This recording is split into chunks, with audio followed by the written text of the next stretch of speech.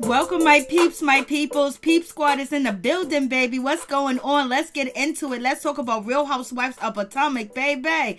It went down. It was crazy. We saw Giselle. She was out here cussing. She is not feeling Chris Samuels at all. She said, F him. What is his big self doing here? She brought a security guard. I was like, Lord have mercy. What is going on? Felicia Butler's in the building, Mississippi, baby. I was like, what is really going on with this situation?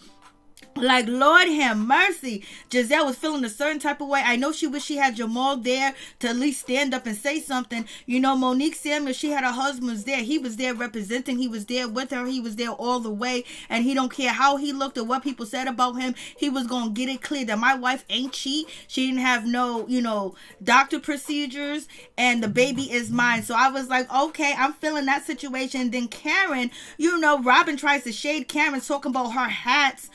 The one that Karen put on wasn't really all that, sellable. So basically she discontinued it. So she was basically trying to be shady to Karen. Karen was like, okay, Karen is not going to give another compliment, because she was trying to give Robin a compliment. Then Robin went there and got rude. It was like, we're discontinuing this hat. You threw it on the floor. And yes, she did throw it on the floor. Yes, she did, baby. She sure did. I was like, Lord have mercy. And then we have, Chris. He was acting up. Chris was all up in his feelings. He was there to defend, Candace Dillard. Chris Bassett was out here basically swinging him. He was just swinging them arms. He was just basically doing a mill. He was doing a Millie Rock. I was like, what's going on, Chris? And Chris tried to get cute and funny with Monique Samuels and her husband, Chris. Samuel stood up and was like, you ain't gonna talk to my wife. You ain't gonna disrespect my wife 1 point bit. And then here comes Giselle. Why is he standing up? Why is he standing up? Security. Giselle is playing that role. She is playing that court. She is playing it, baby. She is doing way too much. I was like, ooh, when Monique told her, you better pipe down. You better not talk to my husband like that. That's why you ain't got no man sent behind you. I was like, oh, Lord have mercy. What is happening with this situation? And Candace did not come to play. Candace called out Giselle, calling her gossipy and messy, and you know how she is. Like I told you guys, Candace will disrespect Giselle on cue. Like, Lord, what's going on with that situation? And Ashley just sit up there looking dumb and stupid. Yes, you got money. Yes, you're going on vacation. Yes, your husband, Michael, he is taking care of you, but he's embarrassing you every step that he takes. He's grabbing producers' butts. He's grabbing, cast member butts. He's doing the most right at your job, disrespecting you. I bet you can't come to his place of business and act a fool. You couldn't even leave the baby with him. He can't even bring the baby to work. Like, miss me with that. And then let's talk about Dr. Wendy. Dr. Wendy had to jump in and say her ish when Karen said, I'm not a doctor, because she kind of like diagnosed, Monique Samuel, saying that, she might have a medical condition.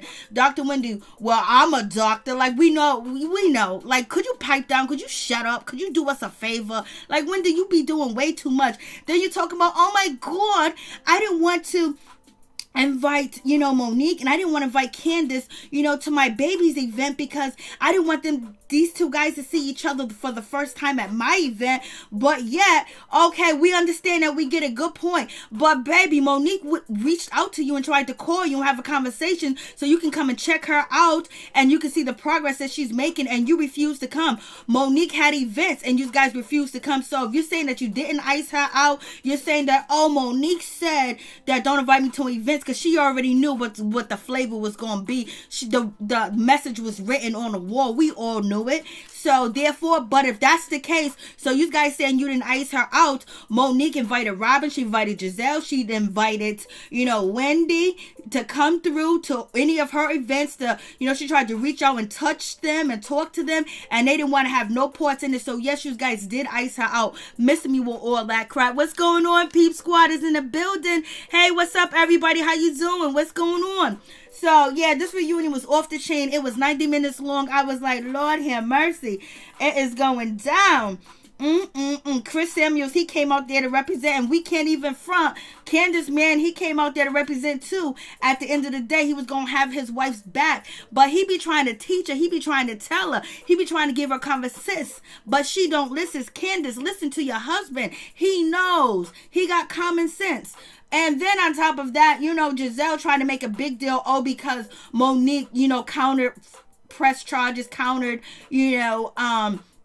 Candace Dillard's lawsuit. Of course she was. What was she supposed to lay down on a bed? Was she supposed to act like it didn't happen? Was she supposed to not defend herself and not do nothing? Come on, like, these people are crazy. They got problems, because if any of these other ladies were involved in any type of situation where you needed counsel, where you needed a lawyer, of course you're gonna get one. You too, Andy. Andy was like, oh, why did you get a lawyer, Monique? You told your pastor that it wasn't Candace's fault. Yeah, but now this woman is trying to sue me, so therefore I had to protect my access. I got to protect my money. I got to protect my property. I got to protect everything that my husband built and I built together. So it's like, why you guys worried about if she got legal representation? You guys all would advise anybody and your family, your friends, to get legal representation. So miss me with all that. Like, they be doing too much. And Wendy, yes, you do too much, but your husband did look good. He had the best outfit on. He was clean, baby. He was clean. He was likable, unlike you. So it is what it is.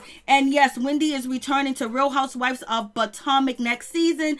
Like, a couple of reviews that I have done. If you guys check out my review, you would know that the producer of True Entertainment and also the producer over at Bravo, they gave an interview, and all they did was big up Wendy. They love Wendy. She's the best thing next to sliced bread, next to Hershey bars and chocolate. They love her. So therefore she was going to be there regardless. But we're going to see how this pans out. We're going to see if Wendy gonna be different. Guarantee you she's gonna be the same, but it is what it is. So let's get to this situation. So Andy was feeling a certain type of way. He was like, Monique, you stone-faced. You're not showing any emotion. You're not crying. You're not apologetic. You're not this. You're not that. You're just coming off as, you're coming off as the bad person. You know what I mean? What's up? What's going on, everybody? How you doing? I know it's late. It is 12:51. Lord have mercy. Help me, Jesus.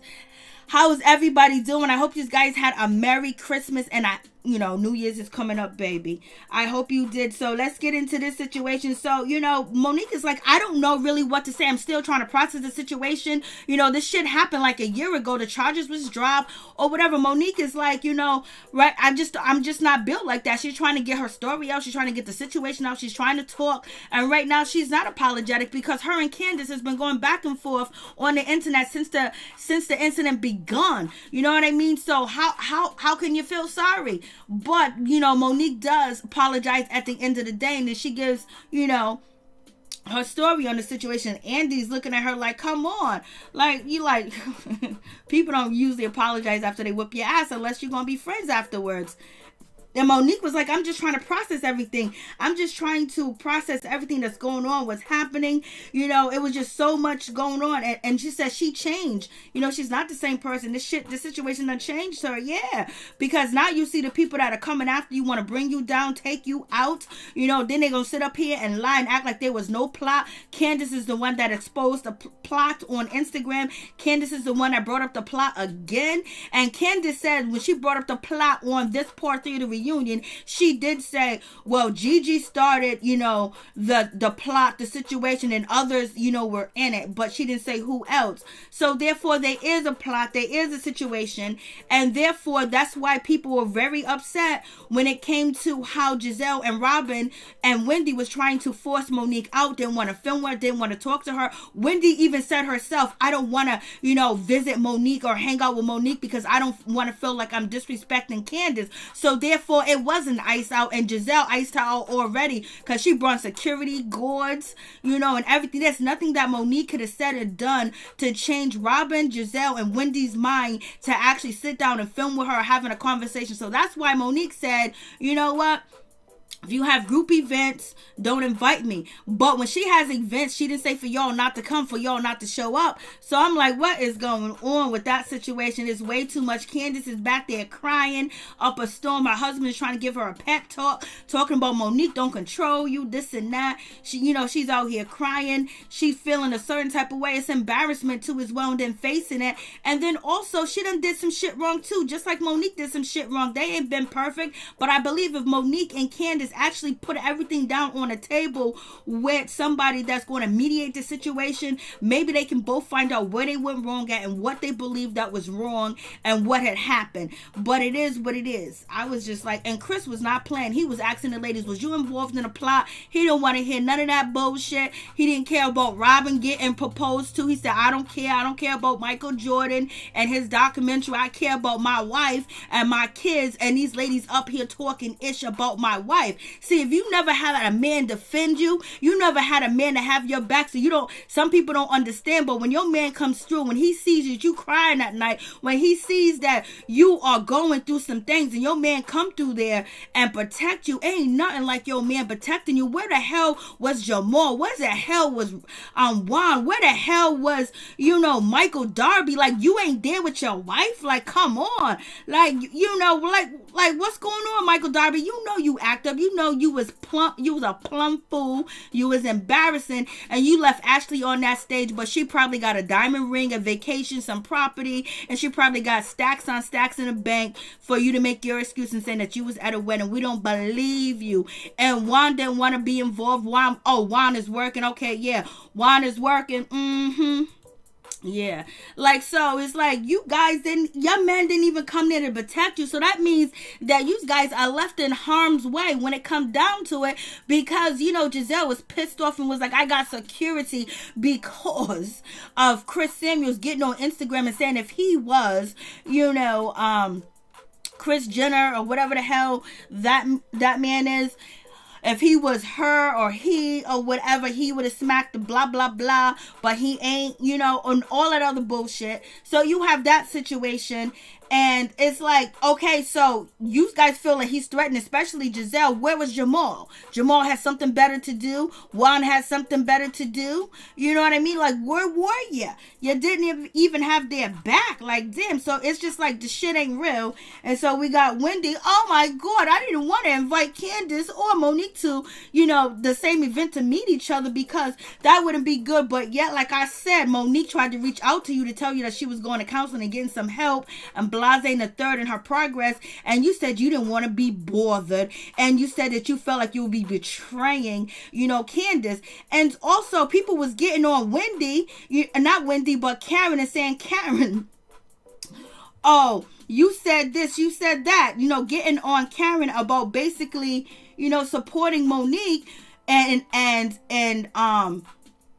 oh, it was Candace. Candace actually said, oh, Karen, when you was over there at Ashley Sipping Tea, you said, how do you feel about her now, to Monique? So basically, Candace is talking about the situation where she feels like Karen doesn't have her back, and was asking a question how she feels about, Candace, but Wendy did the same thing. Wendy asked Candace, how does she feel about Karen? And also Wendy was the one that said she ain't your friend, is written all over the wall. So she was instigating, she was putting her 2 cents in. Ain't nobody bring her up on that. She just got to sit there on that stage without her forehead hair on her head.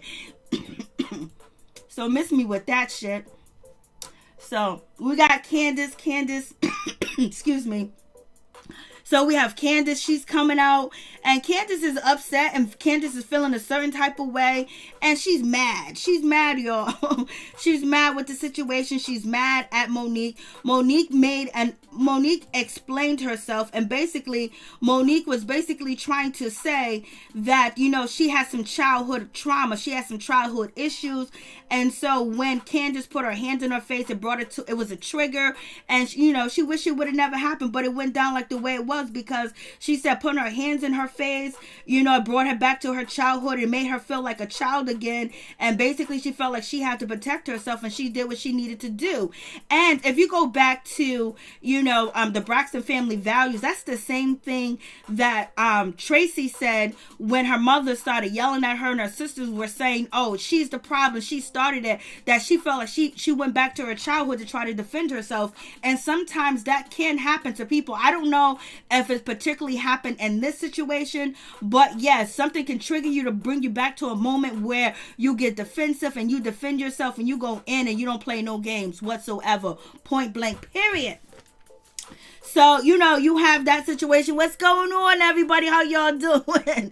This show was a mess tonight. I was like, Lord, what is happening? What is going on? I was like, it was long. The husbands done came. The husbands participated but we only had 2 husbands participate. The Chris and the Chris. Like, Lord. And Ray got in. He did a little something. And, Candace, she's feeling upset. She don't really, believe what Monique is saying, because she's saying, Monique, you had ample amount of time to actually talk to me. And Angie was like, so what made you press charges? She was like, I felt like my back was up against the wall. Monique is doing a song about me, drag queens, she's posting to Instagram, she's posting to Twitter, basically in favor of herself, that she beat me down, or she had a reason to beat me down, or she had a reason to put her hands on me. And so she felt like she had no other choice, nothing else to do but to go to the Popos. Well, you could have called her, you could have pulled up to her house and said, we need to talk, we need to have a conversation. But if you want to go to the Popos, that is your choice, because Karen said she would go to the Popos. And also Karen dropped the ball and let us know, well, Candace really let us know that Karen went to the producers and the production team to basically say, she needs some help. Go help Candace. I was like, Lord have mercy. You already know Karen is going to call 911. She's going to call the boss. She's going to call your supervisor. She's going to call everybody on your ass. Especially she feels uncomfortable and she feels like, what? I ain't trying to fight. That ain't my stilo. That ain't my style. So we have, Miss Candace. She's basically saying that, she was reluctant. She was reluctant to press charges, but she felt like she was being teased and bullied in the media. What do you guys think about that? Yes, happy days. It sure is. She do need some help. Oh, Sam B. Lord, Felicia. Most fights are like, Lord, what is going on? So basically, she went to the Popos. And she was reluctant to, but she felt like Monique was out here telling the bloggers this and bloggers that. And also on top of that situation, when it came to Monique Samuels, she was basically saying, I didn't tell the bloggers anything because Andy asked her, were you talking to the blogs? Were you talking to the blogs? Of course she was talking to the blogs, but Monique Samuels said a friend of hers, somebody was like, damn, Monique Samuels, you don't need no friends. You don't need nobody around you. Like, Lord have mercy. You need to hire your sister and everybody else to be around you, because it seems like the people that are in your circle, Monique, they can't wait to tell on your ass. They can't wait to try to snitch on you. They can't wait to drop a dime on you. They can't wait to say something bad about you. But in my opinion, I believe that Monique was involved in putting out the information that Candace got rocked. Or she could have told somebody, they ran to the blogs, but she says she knows who did it. So it is what it is. So that's why Candace felt like her back was up against the wall. I got beat up. She didn't get beat down like a real fight. You know what I mean? Like when we talk about reality TV, we talk about fights on TV, they don't really be that hectic unless you're talking about VH1 and Mob Wives. The fights that they had on Mob Wives, ain't no reality TV show stopped that. And when Jocelyn went ham on a reunion, ain't no way to stop no shit like that. But Candace got slammed on the table. She said she got punched in the back of the head. I don't know. But it wasn't like she got beat down like that. But for someone to have so much, animosity and diss people and talk crap about people, and basically she talks a lot of ish. So you would think that, her ish don't mean nothing no more, because everybody know that they can drop Candace. Everybody know Candace can't fight. Everybody know Candace don't know how to defend herself. Everybody know Candace Candace is going to run. Everybody know Candace is going to go to the police, and she has every right to. But therefore, the way that she put out stuff on Twitter and Instagram, and the way that she talk her ish, it's not believable no more. Nobody knew it wasn't believable. It was like, oh, the little girl can talk crap. This little girl got hands. And come to find out, she ain't got none of that. And she doesn't want a retry either. She don't want a retry. She don't want none of that. So she's really internally embarrassed. I know when she types her nasty shit, because she just came up, on Twitter. She talks her nasty shit. I know she feels a certain type of way. It's not believable. It doesn't hit like it used to. People are laughing at you now because you got dragged on TV. It's not dragged up and down the street, but you got dragged. Your wig. She said, I was holding on to my wig. Shit, I would have let that wig go and I would have been swinging. So therefore we know Candace is not a fighter. She can't fight. She can't defend herself.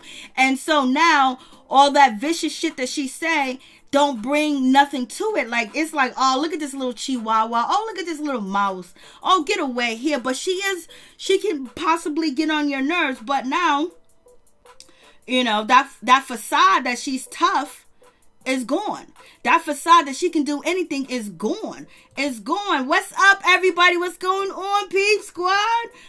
So, so she said I had to go to the popos because I was out here getting embarrassed. I got dragged, people making fun of me. My words don't hit like they used to or nothing like that. She ain't learned nothing either because she's still running her mouth. So it is what it is.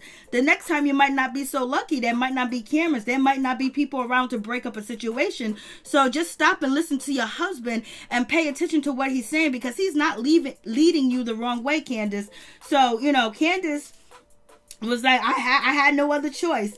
And then Robin gets into her situation, about, whether, Karen invited Monique or not, blase in the third. And she said, well, you invited her. It is what it is with that situation. We all know that they didn't meet up. They didn't see each other, it is what it is, but they're gonna make a whole big situation. Then Robin was like, Andy asked the question, do you guys think that Monique should go to jail? Robin was like, no. And Giselle was like, oh, I think she should get this. I think she should wear a bracelet, a monitoring bracelet. I think she should do community service.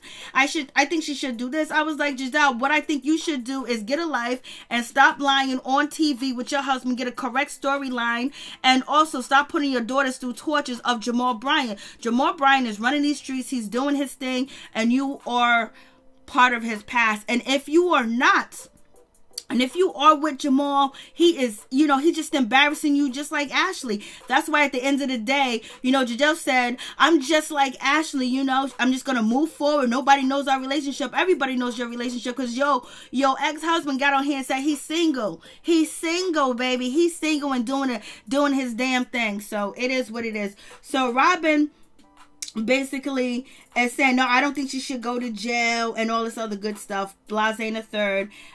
So because Robin said in the beginning, it wasn't even a beatdown. It wasn't really that bad. I didn't think, Monique was going to get in trouble. That's what Robin said on the after show. So it is what it is. And so now they get to the situation, Karen, you invited, Monique to your event. Nope, she didn't. But she kind of did. She kind of did it because Karen did want Monique and Candace to actually have a conversation to sit down. But I don't think that they realized that was not a good thing to do. It was not going to go anywhere, in my opinion. But Candace is basically saying, yes, y'all did try to set me up. And Karen and Monique is basically saying, nope, we did not try to set Candace up at all. They didn't try to, meet up. And that's why, Monique do have her receipts books where she has the text messages and the conversation and everything else like that. So it is what it is. I was just like, Lord have mercy. They be doing too much, boy, too much. It is raining and pouring on this situation. I don't know how they're going to film for next season.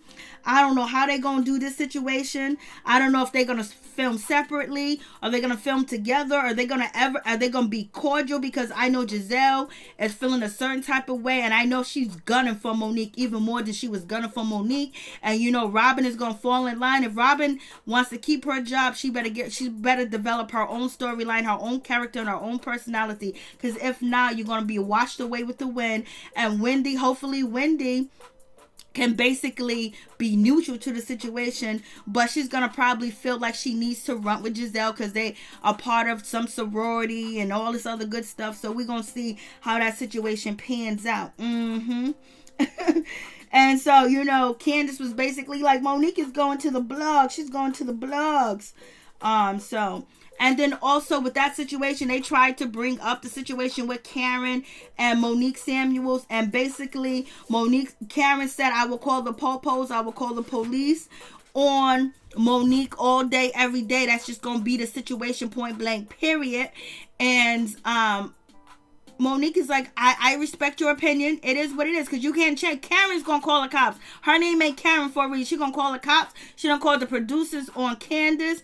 I don't know if she could have called Chris or she couldn't sit down with Candace, because Candace, basically feels like Karen is, two-faced and dogged her out, blase the third. So it's gonna be what it's gonna be with that situation. So, and let's get to Robin.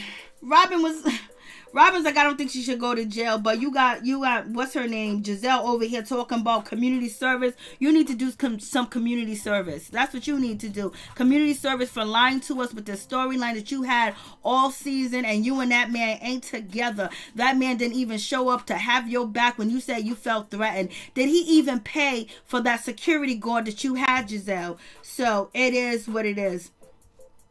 And so you have that situation. I was just like, they be doing way too much. Way too much, Giselle said. And so, they get back to the legal situation, and Giselle was like, oh my God, Monique, how can you file charges or file the same charges against, Candace, because she didn't assault you. And so Giselle basically is throwing it up in Monique's face. Hey, listen, you filed the same charges that Candace filed on you, but she didn't assault you. But if you go back to the court says that it's mutual comeback, mutual, and washes itself.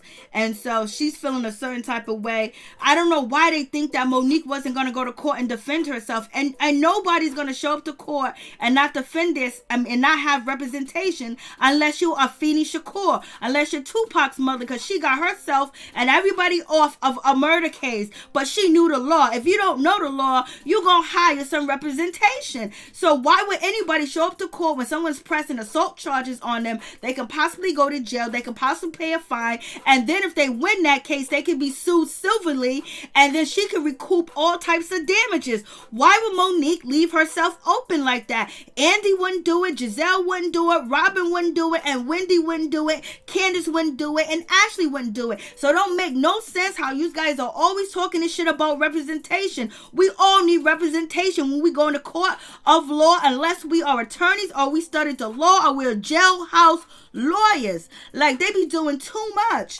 Like, come on, like she's just gonna show up to court and be like, oh yeah, you know what, we was on a reality TV show and we just started swinging and banging. So, and then the judge is gonna say, okay, guilty. That's what the judge is gonna say. If you guys can please like the video, it'd be greatly appreciated from the bottom of my heart. My peeps, my peoples, please like the video. So, you got all that going on. I was just like, and Andy was being shady. I saw that Andy. Andy was being shady to Robin too as well. Oh, you finally got some money to get a house. Them embellishing hats are paying, is paying for you to build that new house. Like, damn, Andy, why you counting their pockets? Why don't you count somebody else's pockets? You count your own pockets because you're making money off of them. Why you got to keep up bringing this cast, which is black women, about finance? Why you gotta keep doing that? You be doing too much. Like, damn, man. He be doing all them slick shots and shit like that. He be doing the most. Like, damn. And I don't know if her embellishes hats are going to pay all the bills or anything like that, because them hats are I ain't gonna talk about them hats. We already did a video on that, so you gotta check it out. And she is selling out the hats, so We got that situation. And it's just like, they make me so sick when they get into that. Like, why is she defending herself? And then we got Candace. Candace come back out. Now she's tough. Candace was like, oh, you trying to make me feel like I'm the villain because you got kids? Well, you should have thought about your actions before you did something. Point blank, period. Now, why should I be thinking about your kids when you ain't even thinking about your kids when you done came after me? So I don't care. So Candace done got she got a pep talk from her husband. Her and her husband did something in the back because we know Chris Bassett, a.k.a. Chris Dillard, his situation was that, he didn't even, his zipper was down and everything. So now you have, Candace basically saying that I'm not the evil person about putting a mother in jail. You're trying to make that narrative that I'm a bad person. You should have thought about your kids before you do it. And you know what? She got a good point.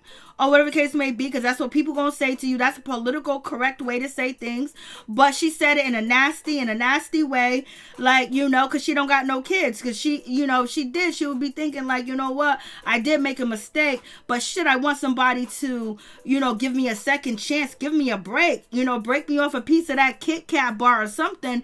But so Candace has every right to say the shit that she just said. Worry about your own kids. But at that time, she wasn't thinking about no kids. She wasn't thinking about her kids. She was thinking about getting you. You was up in her face. And you guys are both up in each other's face and touching each other. She touched her hair. You touched her jacket. And then boom, bada bing, and went on down there from there. So anyways, Candace is basically saying, think about your kids. I was like, Lord. And then they talked about Monique countersuing, blase, and a third. And she's like, well, you know what happened? Her countersuing basically washes my case. And then that means that one hand washes the other. So they threw out the cases, of course. Now, if she didn't come with a representation, she would have got charged. She would have probably, got some type of fine. And then you would have been able to civilly sue her for damages, medical damage. You talking about Angie said that you're on medication. She didn't confirm or deny she was. She kind of insinuated she was on medication or whatever. And then she got posted stickers all over the house. So, and then she would have to go see a psychiatrist. It might have been her mother she would have went to go see. But all that, and then saying that she's afraid to go outside. She's afraid to sleep. She have nightmares. She can get a pretty penny from Monique Samuels if Monique wouldn't defend herself, if she didn't get representation. And Andy was like, oh my God, Monique, you got an attorney, but you said it was your fault. She was like, I took legal advice from legal counsel. Yes, my pastor is spiritual, but I needed some legal shit. He don't know about the law. They make me so sick. I don't know what else to do with these people. So, and it's just like all the shit that Candace talks and how she's acting so afraid and so scared, and then she's still talking crap. Like, the thing is, Candace is not acting like a victim. She has not acted like a victim in a long time. This particular episode, she acted like a victim at the end. But people are hard to sympathize with people that say that they're victims and they're expecting them to respond a certain type of way. Cry, tear, be afraid, and all this other good stuff, and keep your mouth closed. I don't want to be around that person. I'm not going to say anything to them because I don't want to agitate them. I'm feared that they're going to do something to me, and they're really frightened, and Candace does not seem frightened. So that's why a lot of people was just like, you know what, Candace, I don't know about what you're saying, and the way that you keep out here doing this and that, and the way that you're acting on the show, people are assuming that, she got smacked up a little bit. It ain't that bad because she's not acting like she's threatened or she's scared of Monique because she keeps going in. And that could be a defense mechanism that she is using. But at the same time, you're on TV and people watching you and your body language. So if you wanted really to get Monique Samuels off the show, all you had to do was cry the rest of the season and talk about how scared you were, and then sit down with Monique and then start crying. How can you do this to me? Then run out. All types of stuff that you could have did to make yourself look like a victim. You should have picked up a book. How do victims act? Then boom.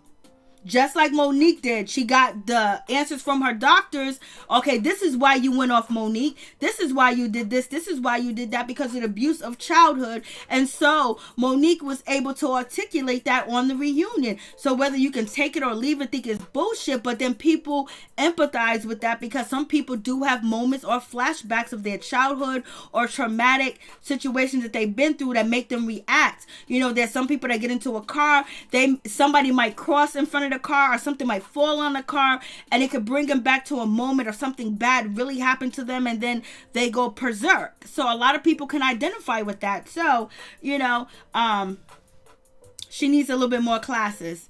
And we got Giselle like, oh God. And then you had Candace talking about her fake attorney, her bamboozle attorney. Her attorney ain't this, her attorney ain't that. So Candace is talking all types of ish.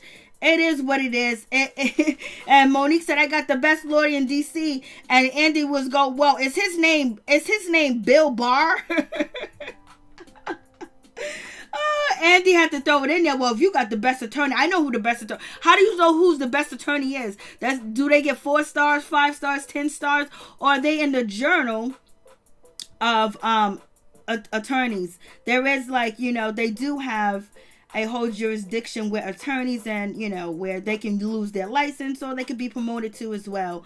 So, you know, they have the bar, the attorney bar, whatever the case is. I can't really think of the name right now, but so, you know, Giselle was like, I don't want to hear it. Giselle was like, Giselle was kind of pissed too as well. And she still pissed at Ashley for writing a letter. You're not Ashley's mother. You're not even Ashley's friend. Let Ashley do what she need to do. So basically, it is what it is with that situation. They be doing so much. And then we have Monique and, you know, Candace and the situation, and they really pissed at Ashley. And Monique is basically saying that I heard from Candace's attorney was talking to my attorney, and they wanted to sue for millions. So therefore, what if she didn't even get a lawyer? Of course she would. Nobody in their right mind would not get a lawyer. But basically, it became more than just a assault case.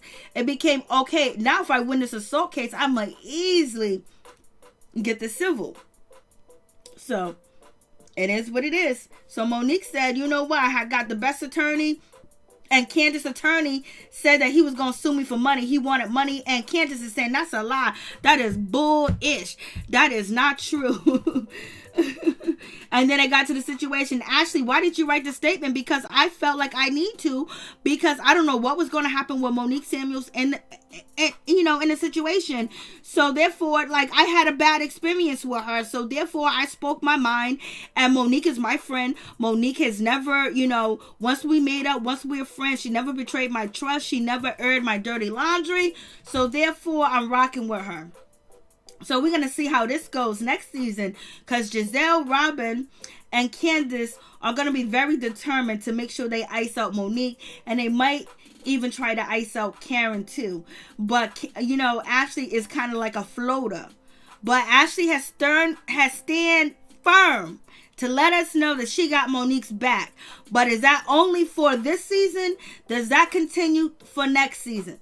So we will see how that situation goes down. I know, Happy Days. I know. Candace cried all season, so Chris can cry if he wants to. She didn't cry. She did a lot of whining and playing around with the Kleenex. So you got that situation. Ashley was like, I did what I did. It is what it is. So, and Ashley doesn't owe Candace nothing. If she wants to write a statement for Monique, she could. She don't have to. You guys ain't friends. You guys ain't kumbaya. Okay, yeah, you came to her sip and see. You were crying, and she went outside. Well, I guess she was crying. Let me take that back. So, oh, for real? Oh, I hear you, Tony. I don't know. There's be so many rumors that ain't legit that I just fall back. I fall back until I get some proof. And so, but there's probably proof, if Monique did do that, she's basically going to tell the public. But the other day, she seemed like she was okay, unless, this reunion has affected Chris in any way, because, you know, they're trying to make Chris look like the angry, mean black guy that has CTE, which they can't really, you know, diagnose that, whatever. And then, you know, he's defending his woman. Like, if you're a woman and you got and your man has your back and defend you, and you talk to him about the problems and the situation that you're going through and what's happening, what this person did to you, and you're crying to him at night, he's holding you, you're talking to him, and then your husband or your man has a chance, you know, to actually get close to you. I mean, get close to your enemies. If he don't do nothing, then that's a problem. That's a problem. If he doesn't do nothing, that is definitely a problem. Point blank, period. So it is what it is with this situation. But Ashley doesn't owe Candace anything. What does she owe Candace? They ain't friends. They ain't cool. They ain't partners. Or whatever they were trying. They wasn't even close to trying to work something out. You know? They wasn't even close. So, you know, they're trying to get on Ashley. Ashley can make any choice that she damn well choose to. You see, she chose Michael. You see, Michael has been out here doing anything and everything on her. So it is what it is. And so, you know, they want to get on her, and Ashley feels like, you know, the same thing that's happening to Monique is the same thing that happened to her husband, because, you know, she got to defend Michael. That's just going to be what it's going to be. And the way that they tried to get him fired, or him not on the show, or try to, you know, press charges against him, other people, and then the lady said they felt uncomfortable with Michael, so she sided with Monique. That was the best option to get back at the ladies that came after her marriage, made fun of her marriage, said her husband wanted to get fellatio, saying her husband and grab booties. So Ashley is getting her revenge. Ashley always gets her revenge. Ashley always gets her revenge. Like, I don't know why people don't think that. I don't know why these ladies act like Ashley's not going to get her revenge. She done been quiet because her husband been out in these streets running around and embarrassing her. But at the end of the day, Ashley's going to do what's best for Ashley. And now that she got kids, it's going to be Ashley and her kids. And so it is what it is. So Giselle is not happy at all. She's not happy with the situation. She's pissed off at Ashley. And that's the problem. They did so much nasty shit trying to, you know, get Karen and Ashley to be on board with them to ice out Monique. And that's exactly what it was. And they tried to clean it up in the beginning of the episode. But that's exactly what it was. Because if any event, Monique had events and she invited the ladies too, and they refused to not. But Monique, excuse me, she takes full responsibility for her part in the fight. It wasn't about you. It had nothing to do with you. You know, I'm sorry that you haven't healed. I'm sorry for the pain that you was going through. I'm sorry for everything that you went through. And I hope that you can move past this and move forward. And, you know, I'm basically sorry. And, you know, Monique is explaining that her childhood, you know, she was poking her finger and she had a hands in Monique's face, that reminded her of her father when her father was abusive to her, and she felt like she needed to defend herself, and she was in that moment, you know. And that is very psychologically possible. We can all say it's bullshit, you know what I mean?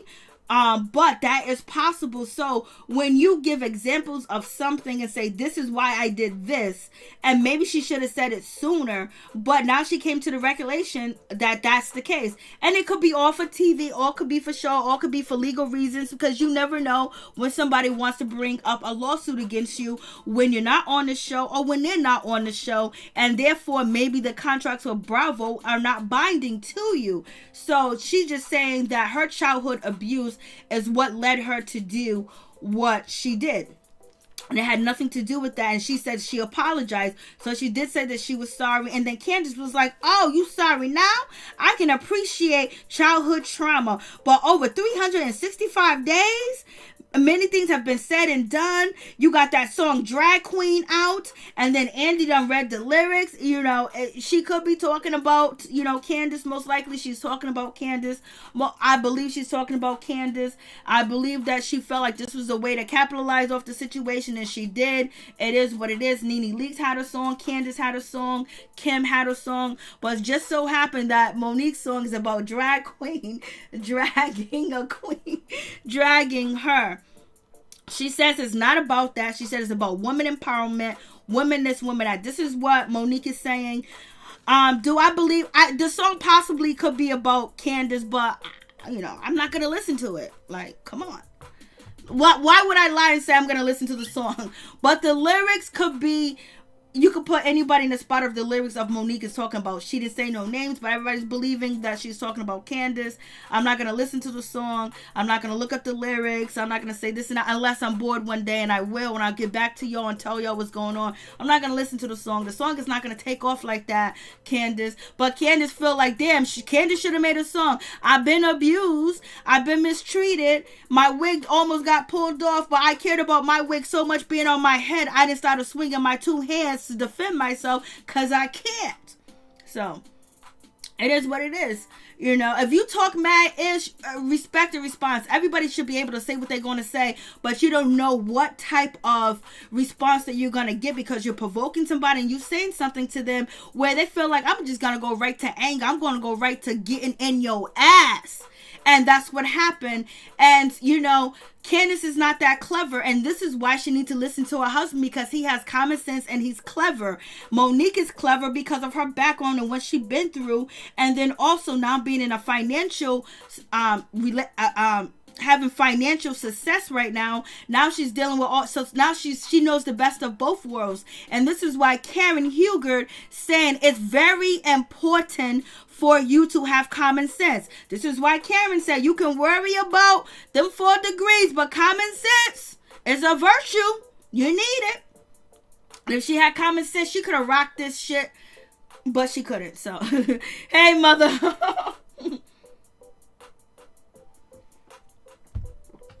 So, with that situation, and so Candace is basically saying the title of that song is about attacking me and everything else like that. And then Monique was like, you know what, my doctor told me to write a letter to her, and I didn't want to write a letter to her, so I did the next best thing. I made a song off of it, which doesn't really go to anybody being sorry, but if we know, she ain't sorry. Shit. There's too much that went down with these ladies where they're not sorry. Now, it'll be nice if they can get to a place and have a conversation and find out where the shit went wrong at, where they both got played. Because at some point, both of them got played by the rest of the group at the same damn time because there was misinformation. So, it is what it is. And so, so she's talking about, I made a song and I went to the studio. I was like, okay, Monique, you're doing too much. You're talking about you're supposed to write a letter to her. You turned into a song. Okay, then you went to the studio. That's fine. That could possibly happen, but it just doing too much when you say that it was a letter to Candace. So then therefore, if it's a letter to Candace, and then you turn around and you made it music, then that means that the song is about Candace. That means the song is about Candace. Like, come on. Like, am I crazy? Are we doing the Braxtons again? Are we doing the Braxtons again? Are we doing the Braxtons again? What's going on? If you say your doctor told you to write a letter to Candace, and so you wrote the letter, but you want to do something different with the letter, and you wanted to put it on wax, that means the song is about Candace. Lord, help me, Jesus. Help me, Lord. Maybe I'm wrong. Let me see what y'all saying. Lori, what's that? Oh, okay. I thought you said something totally else. I was like, what? So, okay, so we got to this situation, and so Candace is basically saying, like, yo, listen, that song was about me, and Blase ain't the third, that song is about me, so we already know. So we got that situation, and then Andy asks Candace, these questions that these people be asking, Andy read the question, basically, so do you think that you provoke anybody with your mouth and with your words, and do you have any accountability? And so Candace says, yes, I do that. I do provoke people. I do got a bad mouth. I got a good mouth. I can cuss, I can fuss, I can tear you down, I can read. I'm lyrical at reading people. I can get down at you. Well, you know what? Learn how to fight, girlfriend. Learn how to defend yourself, because if you read and you cussing people out and you saying things to people, there are consequences. There's consequences for everything that we do in this world. What goes up must come down. So therefore, if you're going to be talking all types of mess and disrespecting, you better be ready for somebody to swing on you.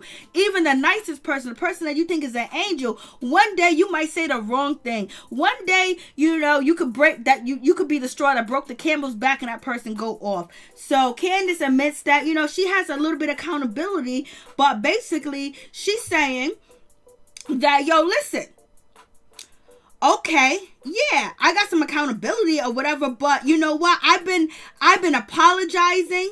I've been, kissing Monique's butt. You know how Monique was dissing me, and she's very right about that situation, because I called that shit out too as well. Monique was very disrespectful to Candace at her house, and she wanted to get into it with Candace. Candace walked away, and Candace said, I would have walked away, but I was drinking, and she was and also, I'm going to add this on, she was putting on a show. So now you got that situation. Candace could have been walked away. Female, Candace, if you can't fight, don't get in nobody's face. Don't touch nobody. Stand 6 feet away from them, or maybe 10 feet away, and talk crap. But Candace said that I was trying to be joking about the situation and joke, somebody didn't want to say goodbye to me. Oh, I canceled on Monique because she canceled Not for Lazy Moms podcast, and Monique put out flyers. Monique put out sirens and everything in the hood. And Candace canceled on her, and Candace was kind of making fun of that. She was twirling around. She was doing a whole lot. And Giselle and Robin and Wendy were looking at her. They didn't say anything. They know the tension between Monique and, Candace. And then they said a little something here just to instigate it, just to edge it a little bit, because they know how Candace could be. And they know Monique is at her wit's end, because she was already, telling, Candace off at her house. So, basically Candace said, if I wasn't drinking, I would have walked away. And it would have been nice if you had somebody like Giselle, if you had somebody, to move Candace out the way, to say, this is going to go too far. Somebody grabbed Monique, but that didn't happen because they wanted something to happen. They didn't know it was going to get as bad as it got, but it got bad. So Candace is right on that point, that Monique was poking at her, and Monique was poking at her because she got information from Giselle saying that, Candace is hooking up with Charisse and to get information on you. I don't think she has to hook up with Charisse to get information on Monique. All she has to do is talk to Gigi, because Gigi's been calling the whole cast or whatever. So now you have Giselle sending that message to, Monique, and Monique feeling like Candace should have said something to me. Candace blase in the third. So it was a whole lot of shit going on where, yes, Robin was instigating on the low, and Giselle was instigating too as well. You don't think that these ladies are putting things in, Candace's head? Oh, look how Monique is treating you. And we saw that. And, so it went down that situation. Yes, Mo was wrong, how the way that she treated Candace, and the way that she was treating Candace in the beginning, when she even said to Candace, we'll ice you out. You have no accountability. You don't apologize. Like, she should have said that shit to her in private. Then that's when Candace got on camera and was like, yo, listen, girl, Monique tries to down me in front of everybody, but and on the low, she be bigging me up and saying I'm doing the right thing. So I think, they both got played, in my opinion. They got played because you can't trust nobody on this damn show. And you can get stabbed in the back and be caught out there big time. So I think that, nobody went to jail. They just had to spend money. They could work this shit out. If the two husbands can shake hands and be good, these women can be too as well. But, the shots are there. The apology, she got the apology. So it is what it is. And so, but also Monique said she was acting snakish behind my back. So when Monique said that the fight had nothing to do with Candace doing anything else, that's not true, because she said it right here, to Candace. She was asked about, why she went off again after she apologized. She said, she was in my face, number one, but she was doing a lot of snakish shit. So it just all added up, and they went ham. So that's just the situation. Mo was like, she was doing some snakish shit behind my back. Candace, you need to let this shit go. Monique need to let it go too as well, and find out what you guys gonna do for next season. Because Candace knows that Giselle and Robin don't feel her like that. Every chance Candace get, she shades Giselle. And she hasn't shaded Robin as much as she shades the Giselle, but she knows. You know what I mean? And it's just, sad that it went down this way. So it is what it is. Because I already told you guys, my number 3 was Karen and, Monique and Candace. Candace was ish. But for some reason this season, Candace just, she left a bad taste in your mouth. Even though she was victimized, she got beat up. She still left a nasty taste in your mouth because she ran to the other side. But she had no other choice but to run to the other side. And they were filling her ear with everything. Then she got ignorant ass Wendy in her ear too as well. The woman can't, the woman, I would not want her teaching my kids. I don't care what anybody say. She has no spine, no backbone, and she has no identity, and she didn't do anything to help the situation. Only thing Wendy was doing was fueling the situation. She was fanning the situation, making sure she poured out this, making sure she's pouring out that. She could have went and had a conversation with Monique and see what progress that she was doing and what was going on. And she could have went to Candace with like, this is what I see from Monique. I'm not trying to tell you to be her friend. But since, Wendy didn't have that much beef. She didn't have no beef with, Monique at all. She could have did more of a part. She's supposed to be a professor and got 4 degrees, and she can't solve conflict. She don't have conflict resolution. She's a doctor and she can't solve conflict. She can't get down to the nitty gritty. If she actually really cared and she actually wanted to use the tools that she had and she wants to bring women together, she didn't do that. She brought women farther apart because she kept feeding Candace, oh, stay away, girl, stay away. I'ma stay away, you stay away, So, you have that situation. So where we at? So we at Candace and Karen. Karen and Candace. Ooh, Lord have mercy. Let me tell you what I think. What happened was, I believe that Karen can be two-faced. She can be this, she can be that. She can, split the truth and do that type of stuff. But she never really tries to harm people or expose their business. But I believe that she felt like Candace was really dirty. I feel like Karen felt like, when Monique and Candace was cool, she should have went to Monique with the information. She shouldn't have. And so that put a red light up in Karen's way of looking at Candace differently, because Karen is probably looking like, yo, you and Monique are road dogs. You guys hang out more than I do, and this shit is going on, and you ain't telling Monique. What would you do to me? And I don't think Karen was too happy with the team up with Giselle and Robin. Like, I don't think she was really happy with that situation. And also, she probably just doesn't like Candace either. In my opinion, she probably just doesn't like Candace either. Lord. So we get to that situation, and then we're talking about Karen inviting Monique, trying to plot and plan and ploy. The shit didn't happen. Let it go.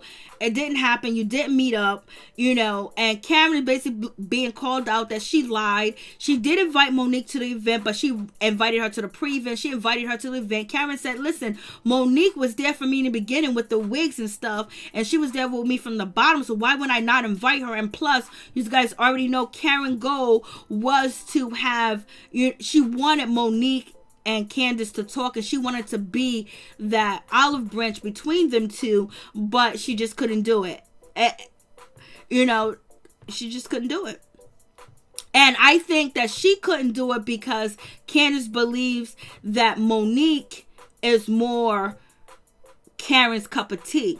Where if Wendy would have tried to have an olive branch, if she want to choose sides, she wants to get in, she wants to run her mouth and be here, be a follower, she could have did something that was rewarding. And then also her husband is an attorney too. There could have been some things that they could have brought out and did better to show that they're really educated, like they didn't waste their degrees on shit. But, we haven't seen it be used on the show. Hey, White, what's going on? Hey, Dave, what's going on? What's going on? Happy Days, what's going on? Felicia, what's going on? Rob, what's going on? Mother, what's going on? Sam B, what's going on? Happy Days. So, I'm just like, Lord, what's going on, Mo? How you doing? So now you got this situation. And so, right now, Candace basically feels that Karen is more Monique's side and Blase the third. if she's your friend, she's your friend. You should be talking about friendship shit, talking about, oh, what we gonna do, what color we gonna paint our nails, you know, we're gonna go eat, we're gonna go shopping, you know what I mean? And change the subject from the Monique situation, because Karen has every right to be Monique's friend. She doesn't have to choose. Nobody has to choose. Candace, you're not that important. You know, people get their ass beat every day. Some people don't live to see tomorrow because of the words that they say and they do. You guys already know about the comedian that's from Philly that was talking about the Chicago, you know, goons out there, and they caught up to him and he's gone.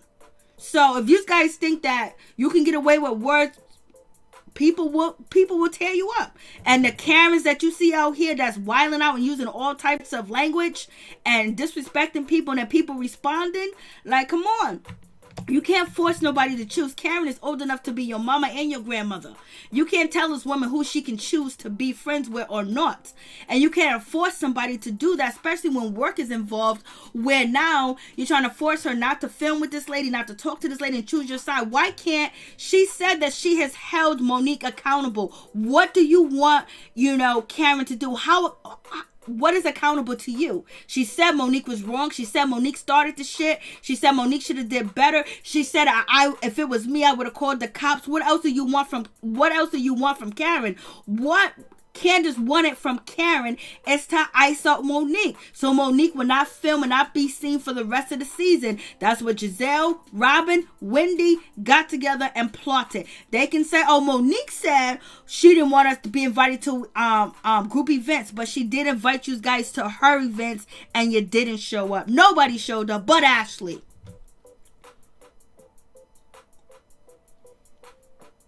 So you have that situation. It's just too much. Just too much going on with that situation. Just way too much. And so basically Candace is trying to force this woman to choose sides. You don't never do that. You know what? Either the spirit moved them, the Lord would move them, or their mind would move them. But you never should have to force to give somebody an ultimatum when it's not authentic. The ultimatum is not to film with this woman so she won't be on the show. So basically it'll be like we are standing together as a cast, not to film with Monique so Monique won't come back. That's what you guys tried to do. That's what you guys wanted to do. Dave Hart. Robin is fired in my mind. She looked like the Oscar trophy on the reunion. She looked terrible as always. She looks terrible. Terrible. Just look, oh. And that hairstyle, oh Lord. We already went into that shit. So now you have this situation. And, you know, and they're talking about Karen saying that, you know, Monique might need help. She might need to seek help. She might need to get some help. You know, when Karen was actually having a conversation, you know, with Candace. And then that's when Wendy slithered her way down the stairs and basically was like, what do you mean? What are you talking about? And so Karen was like, I don't know. Maybe she has anger problems. Maybe she has some issues. I don't know. She needs to see a doctor. And so Karen did apologize for saying that because Monique was like, no, I don't. And then Karen said, I'm not a doctor. And then, you know, Dr. Wendy had to say, well, I'm a doctor. We don't give a shit. You're a doctor that can't heal. You're a doctor that don't have conflict resolution skills. You're a doctor that can't explain what accountability is. Because what did you want Ashley to do with accountability? What did you want Karen to do with accountability? You guys didn't express the example of what you actually want them to do, because they both called out Monique Samuels for being wrong and they chastised her. What else did you want? You should have just said she needs to be iced out. You need to ice her out. Speak the real true words, you know? So, you know, you got that situation. And then moving on from that, you know, it's just like, oh God. And Wendy, and, you know, so with Karen was just like, basically, I don't know what was going on with Monique. I don't know what was going on with Candace. So basically what I seen, what happened was Mo flicked. Basically, she said Mo flicked, you know, Monique's hair, and then Candace Dillard flicked Monique's jacket, and then from there it went ham. And they started to fight. So basically, from Karen's perspective, she thinks that they both was at fault because Monique shouldn't have touched Candace's hair, and Candace should not have touched, you know, Monique's jacket. But she said, I told Monique that she's at fault for it. She shouldn't put her hands on somebody. She shouldn't touch nobody's hair. She shouldn't do this or that. So she has kept this stance for the whole time. And so therefore, when they say accountability, they mean ice Monique out and not film with her, so they can have, if they stay in a group together and come against Monique that we're not going to film with her, chances are that, it'll be difficult for the producers and the production company, to make a great hit show. So they might be inclined to remove Monique Samuels. And so Karen said, basically, my opinion never changed.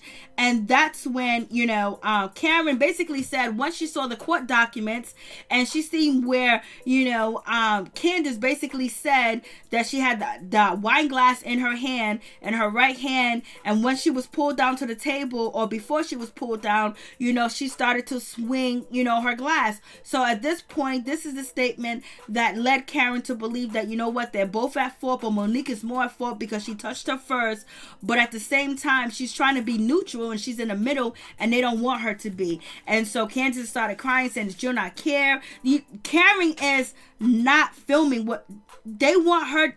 They want Karen to show that she cares by not filming with Monique.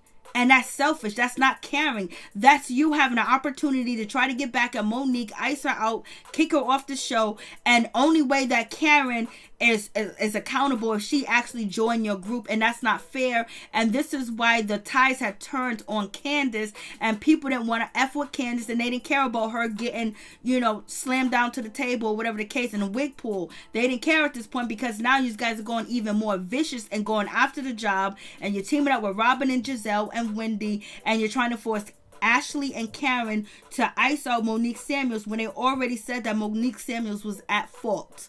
And so what else is accountability? So, same shit, different day of the week. So, Candace started crying. She said, you don't care. You literally don't care. And also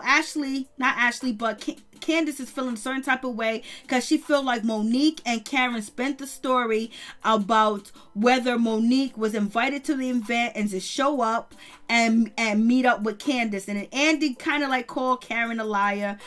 And he was like, what you gonna say? That, she was invited to the pre-event? And exactly, that's what Karen said all day, every day. That's why common sense is very important. And that's why Karen has common sense. So it is what it is with that situation.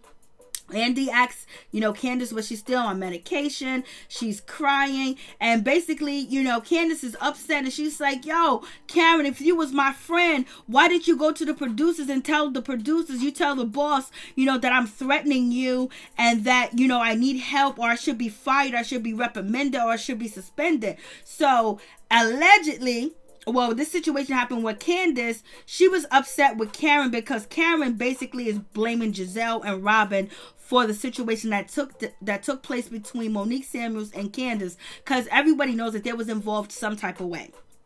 So they might not put their hand, but we'll say Giselle pushed Monique, which Monique thought it was Candace's hand.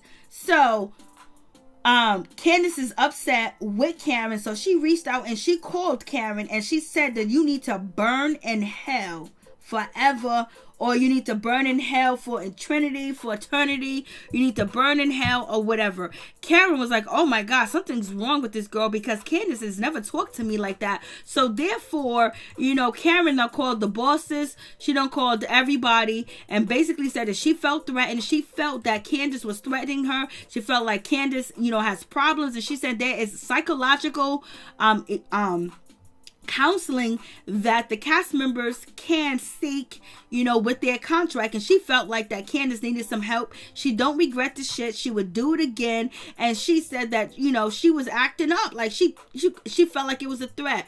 And then you got, and then Candace is like, no, it wasn't like that. Like, why would you do that? Why would you try to get me fired? So now Candace is feeling like Karen is trying to undermine her, and she was just only talking shit, which, this is why you got to stop talking shit, Candace, because people don't understand or relate to what you are saying, so they feel like you're being disrespectful, or the shit could be real, or something's wrong with you. You're lashing out. Karen is the one that said to you, I would tell the police, So you call her and say, I wish you would burn in hell eternity or burn. And, Karen felt a certain type of way about the situation. So she called your boss. And yes, she was being a little petty because, I don't think Candace ain't going to bust a grape. Candace ain't going to do shit to nobody. All she can do is talk words and say nasty-ish. But sometimes when you're talking that nasty and that dirty and evilness can come out of your mouth real fast and real quick. And you can, go to death and go to all types of stuff. There's something that might be psychologically wrong with you, because I diss people, I read people I know diss and they read, but we never wish death. We never say go to hell. We never say shit like that. Like, I don't wish death on nobody. Who says shit like that? Like, that's not cool. There's something wrong with you if you think wishing death and burning in hell is a read. That means, like, no, something psychologically is wrong with you. You got a problem, because I talk shit all day, every day. Me, my peoples, and all of us. We don't wish death. We don't say, I hope you die. Who says that? Like, how is that a read? How is that funny? How is that getting back? You're trying to be hurtful and dirty, and why do you go to death? Like, who says that? Like,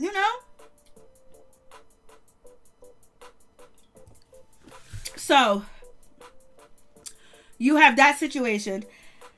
So Karen done called, but if I was Karen, I wouldn't have called the bosses on her. But she did. Karen's older. Karen is not 21. She's not 30. You know what I mean? She's older. And she got this woman wishing this and that. I think Karen was being petty too as well. I think Karen was being petty. I think Karen was like, oh, you really? You gonna call me and tell me to go to hell for eternity and I burn? Oh, no. This woman got no right to call me. She picked up the phone and she was like, 911. Bosses, Bravo, where you at? Like, I don't know what's wrong with Candace. Candace is over here threatening me. I feel in danger. Karen is a Karen. Lord have mercy. Why you say that to that woman, Candace? Why you say that to that woman? Why she say that to that woman? Why she say that to Karen? She said, I hope you burn in hell eternally. Lord.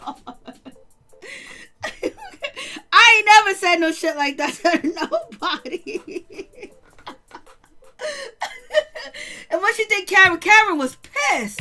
Karen couldn't use her common sense to wiggle out of that. So you know what she did? She did the next best thing. She called your bosses to get you in line. That's what Karen did. That's how bosses move. Oh, Lord. Karen called the boss. It was like, Candace is crazy. She's threatening me. Lord. Oh, God. They are so petty and childish. I don't know. This shit is ridiculous. And Andy is looking at Karen like, Karen, you did invite Monique. And she was like, nope, I invited her to the pre-event. Karen is a mess. But you love someone that is clever and don't show their hand too much and don't go overboard where people dislike you. Now, if she was throwing hateful and she's trying to ice people up, people would not like Karen as much as they do. And this is the difference between Candace. This is why Candace should have paid attention to how Karen moves and pay attention to how her husband, be trying to warn her. Candace actually has a good husband. Even though he ain't working right now. He ain't got no job, baby. He ain't got no job. No, so let me stop. He don't got a job, but he sold the business. And I don't blame him because it's a pandemic. And he doesn't have the money that, Candace Burris has, where she's still opening up restaurants. You know what I mean? And he doesn't have the money that, Dennis McKinley has, because he's still opening up restaurants. But Chris closed his restaurant and he's doing catering. So... Karen is looking at Karen. See, you gotta have common sense. And shouts out to Uncle Ben, aka Cynthia's ex-husband. He's opening up businesses and restaurants throughout a pandemic too as well. But Chris Samuels, not Chris Samuels, but Chris Bassett, they got a new house. And he done quit his job. Lord, let's help this situation. And so Candace is going off, you don't care. You don't care. How is she supposed to care? You ain't her daughter. Where's your mama? Where is your mama? Karen ain't your mama. And so she said, you don't care. She does care, but she cares to a certain extent because this is business. You guys are making millions of dollars. You guys are getting features, interviews, selling products that you can make multi-millions and millions of dollars. You can open up all types of business and people will support you because you're on one of their favorite shows. Look at Robin selling them ugly, dingy hats.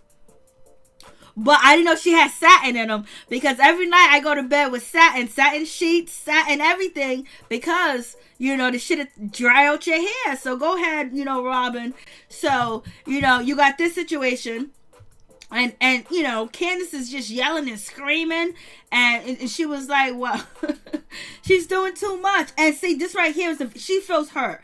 Candace feels hurt. She feels betrayed. Like, why would you go to my boss? Like, you're supposed to be my friend, because Candace is believing that it's just words. I'm just cussing you out. It's nothing serious. I'm not going to do anything to you. Like, why would you do that, Karen? But Candace is not considering what other people are interpreting what she's saying. And that's why she got her ass beat on reality TV. Not real ass beat, not like a real beat down, anything like that. But she fails to realize that the shit that she says affects people. And so what she said affected Karen enough where she had to go call, the bosses. So it's like, Candace, you're not getting it. Your mouth is a problem. Andy done warned you about your mouth and your Twitter fingers. Your husband be trying to tell you that. So you left yourself open in a position because at the end of the day, this is a job. You're getting paid. You're working. So therefore, you can't be out here doing this dumb shit, forcing somebody to choose your side. Who are you? You are nobody for to make somebody choose your side. She ain't your mama. She ain't your daddy. Call your mama. Call your father. Don't be calling this woman up and threatening her. Who do you think you are doing some shit like that? Because she don't agree with you. Just because you good with Giselle and Robin for a little bit and they're going to turn on you, and you already know that.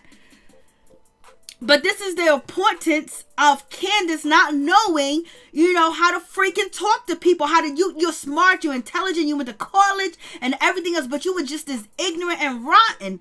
And that's the problem. This is why you always are going to fall flat on your face if you think that you can talk to people any type of way and they shouldn't have a response. So Karen's response was to call your bosses and tell you to get some damn help. And Monique's response to you was to slam you on the table. So, I don't know what else you need to realize, Candace, that your mouth, you can't write checks that your ass can't cash. You gotta stop it. Like, damn.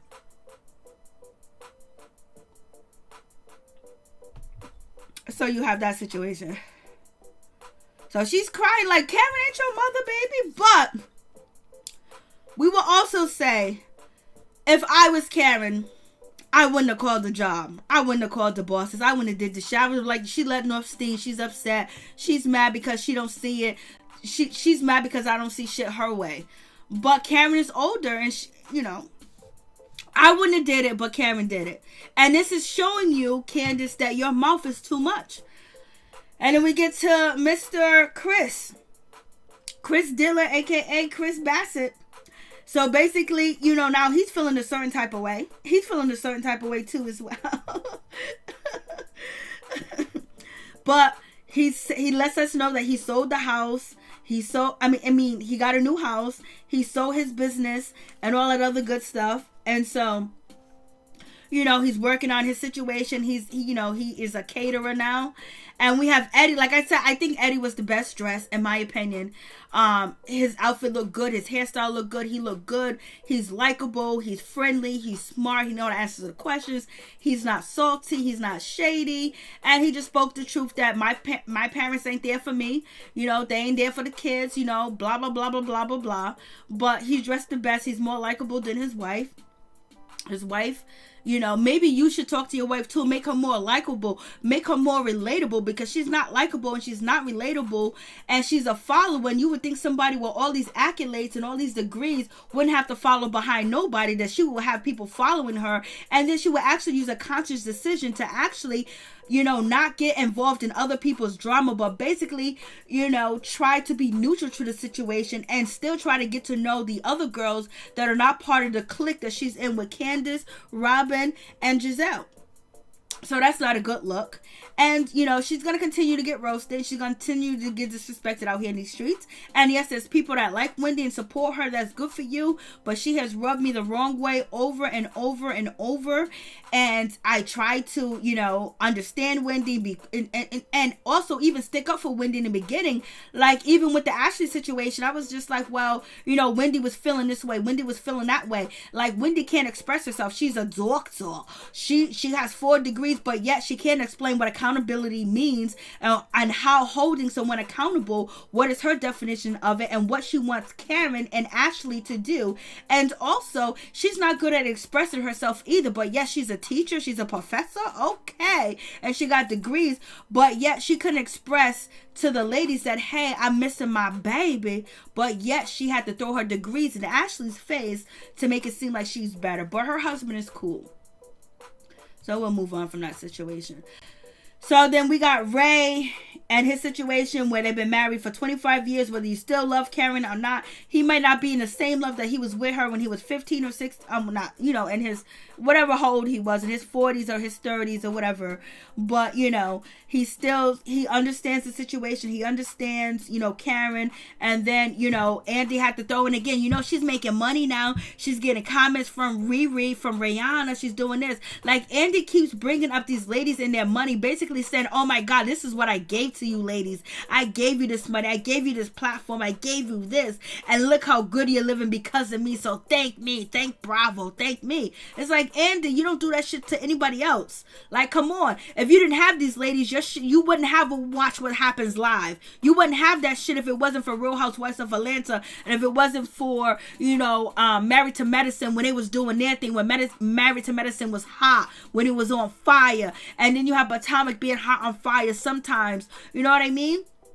Like, that's why your show piggybacks off of every show of the Real Housewives, because if your show came on a different time other than in the same time slot as Real Housewives of Atlanta or Real Housewives of Potomac or Married to Medicine, nobody will click on Watch What Happens Live. But if you don't click change the channel, once you finish the episode, Andy comes up. This is the only reason why Watch What Happens Live is popular. That's it. If not, we wouldn't even watch this shit, because you attached your show to the popular shows on Bravo so you can piggyback off that, because people would not come and don't play these games.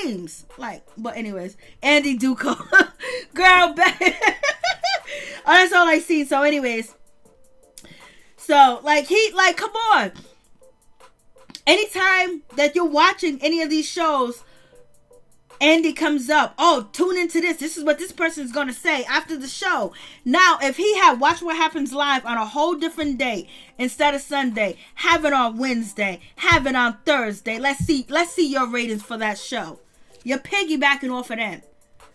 And then basically you trying to act like you giving them a gift. They giving you a gift because now you got a show that's popping because of these ladies. And then on top of that, the drama that they go through is helping you. So you guys are washing each other's hands and you're getting more. But basically you got to throw it up in the black women's face, foundational black face, that, oh, this show is giving you money. If it wasn't for these ladies, Andy, they would have forgot about you.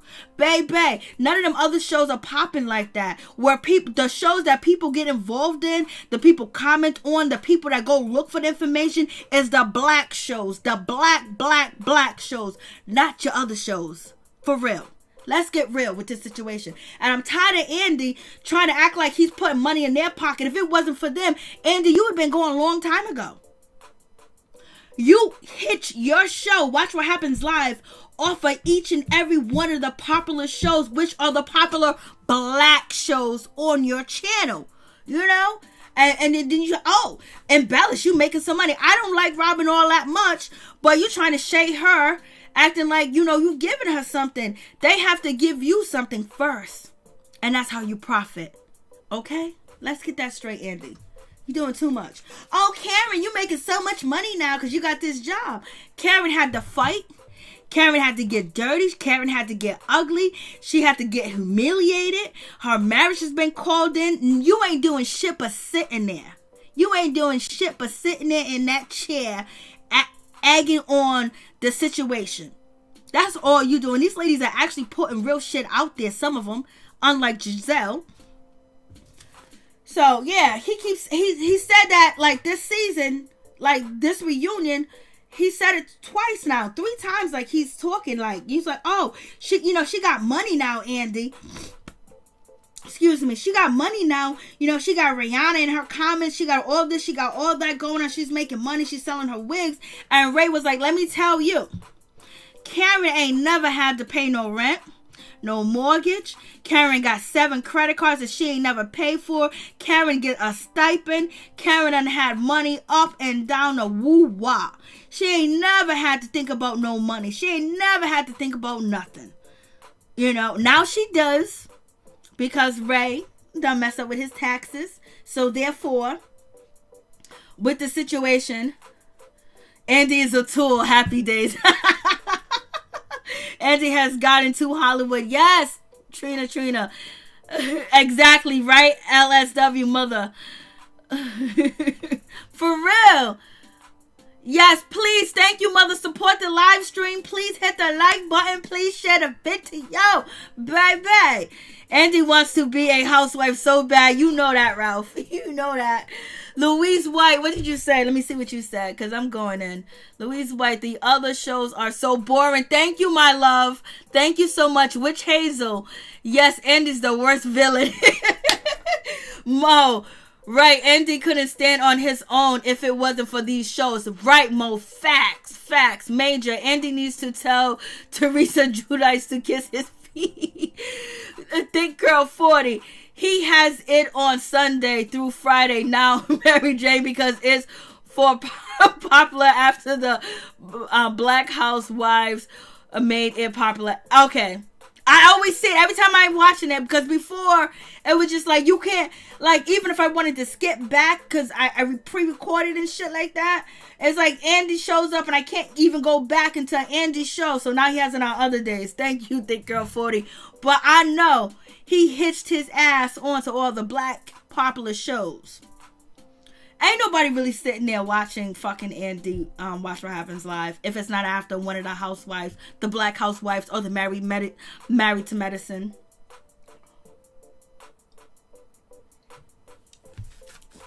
And then he has to piggyback off of Watch What Happens Live with either one of the Real Housewives that are black or one of the Married to Medicines that are black. Have them on the show, and then that's why we will stay and watch What Happens Live and just let it play through instead of changing the channel. That's how he gets you, because the show, you just got through watching Married to Medicine or Real Housewives of Atlanta or Real Housewives of Potomac, and then Andy pops up. Guess who's going to be on my show? One of the girls that we just seen on TV.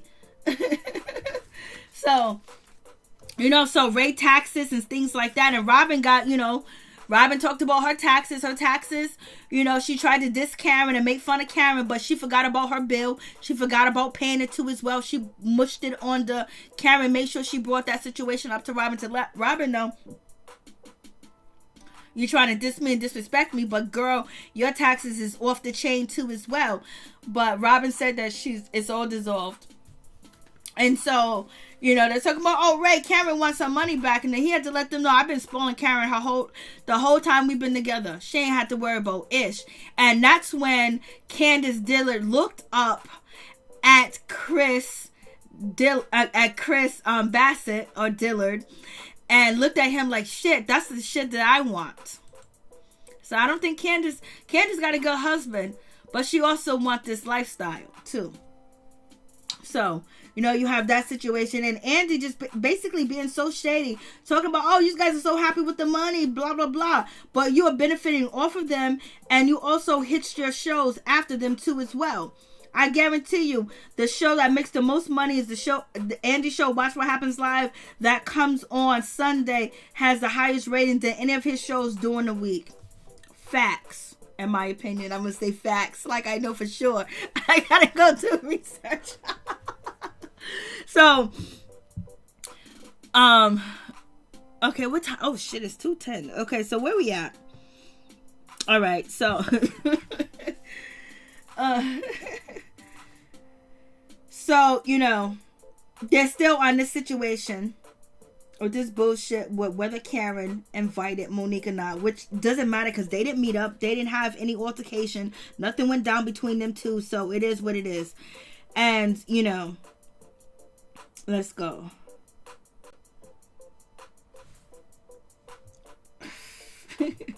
Candace be doing too much. Mike Samuels, are you happy?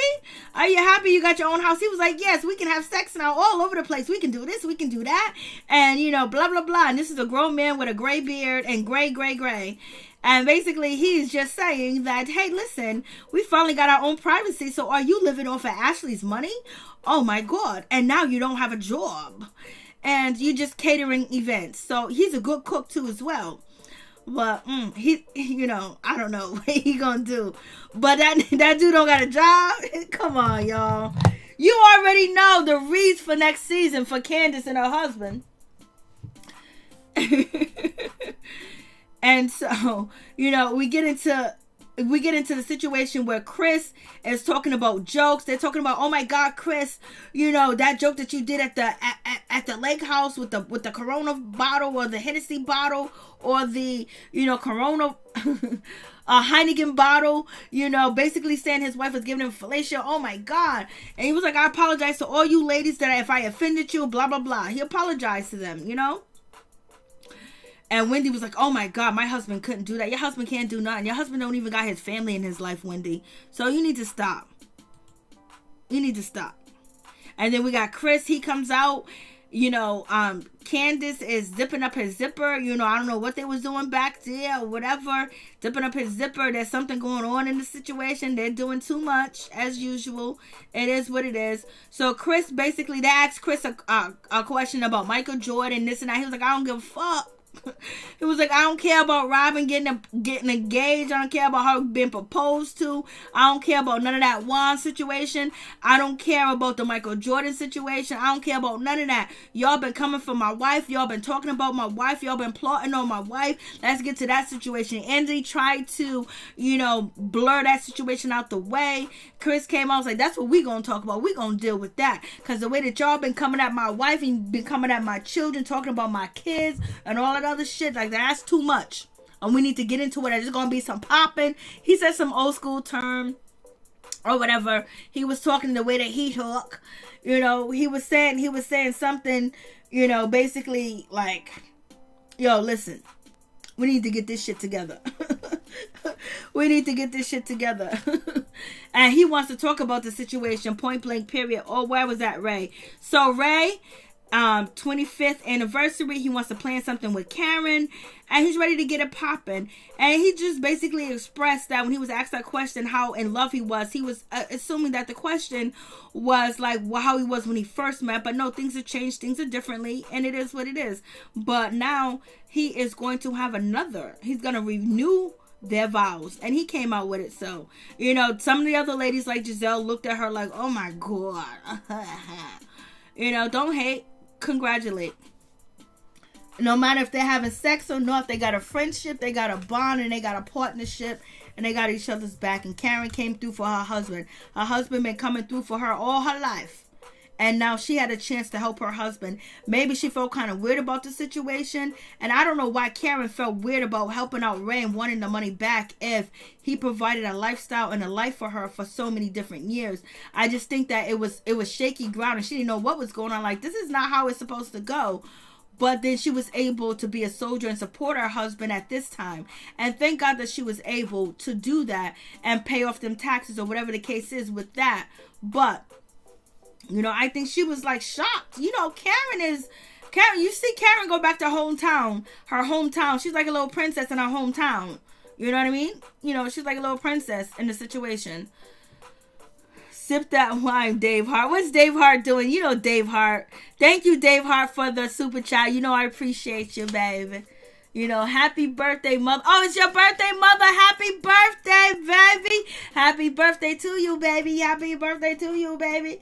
Happy birthday, and I wish you many more birthdays. Amen. Hallelujah. Thank you, Jesus. Happy birthday in the building. 12/28/2020. Happy birthday. So, moving on to this situation. So, Chris basically, He wants to address the situation about his wife and the plot. He don't want to hear about none of the shenanigans. He don't want to hear about no happy, lucky go shit with Robin and all this other stuff. He wants to get to the situation. And yes, they did disrespect him, because I thought the joke that he did about Monique with the Heineken bottle or whatever, I thought it was distasteful, but he said he was trying to joke. And if you see Monique and her sister, they do joke like that, but shit, you're on TV. There's some shit you should do and shouldn't do. Ain't no harm in it. He ain't cheating, she ain't cheating. They're together, they married. He want a little, you know what? He want a little that, he want a little lip. He want a little sip. He want a little lollipop. That's what he wants. And Chris is always very adamant about getting what he wants. He wants his woman. He wants his woman. Chris fired their ass up. Yes, he did. He wasn't playing. And it was like, damn, where were their husbands at? Like, come on. Robin, where was your man at? Giselle, where was your man at? Ashley, where was your man at? You got Chris coming at you. Chris, Bassett coming at you. You know what I mean? Like, this is the first reunion of Real Housewives of Potomac that 3 of the male guys that's supposed to be there wasn't there. Like, they didn't want none of the bullshit. Your man left you out there to dry. Left you out there to dry, baby. Left you out there to dry. Giselle, Jamal talking about he gonna pull up on Chris Samuels. He didn't even pull up to the reunion. Lord have mercy. You got Robin talking about, where's Juan? I'm so glad Juan's not here. Juan is somewhere doing something good, something great. He's coaching kids, allegedly. Juan didn't even show up. And they know how important the reunion is to you ladies. And it's a pandemic and your man just bounce on you like that? That's shady as F. That is shady. And, there's something that could have been done where Juan could have came. Michael Darby could have came too. Michael Darby embarrassed himself so much he didn't want to come. He didn't want to face the production company. He didn't want to face the camera crew. He didn't want to face anybody. That's why he didn't come. And Jamal got all types of better things to do than to sit behind Giselle on a couch where he ain't getting paid. They ain't cut him a check, so he ain't coming. Cut me a check. That's what Jamal said. If you want to see me, cut me a check.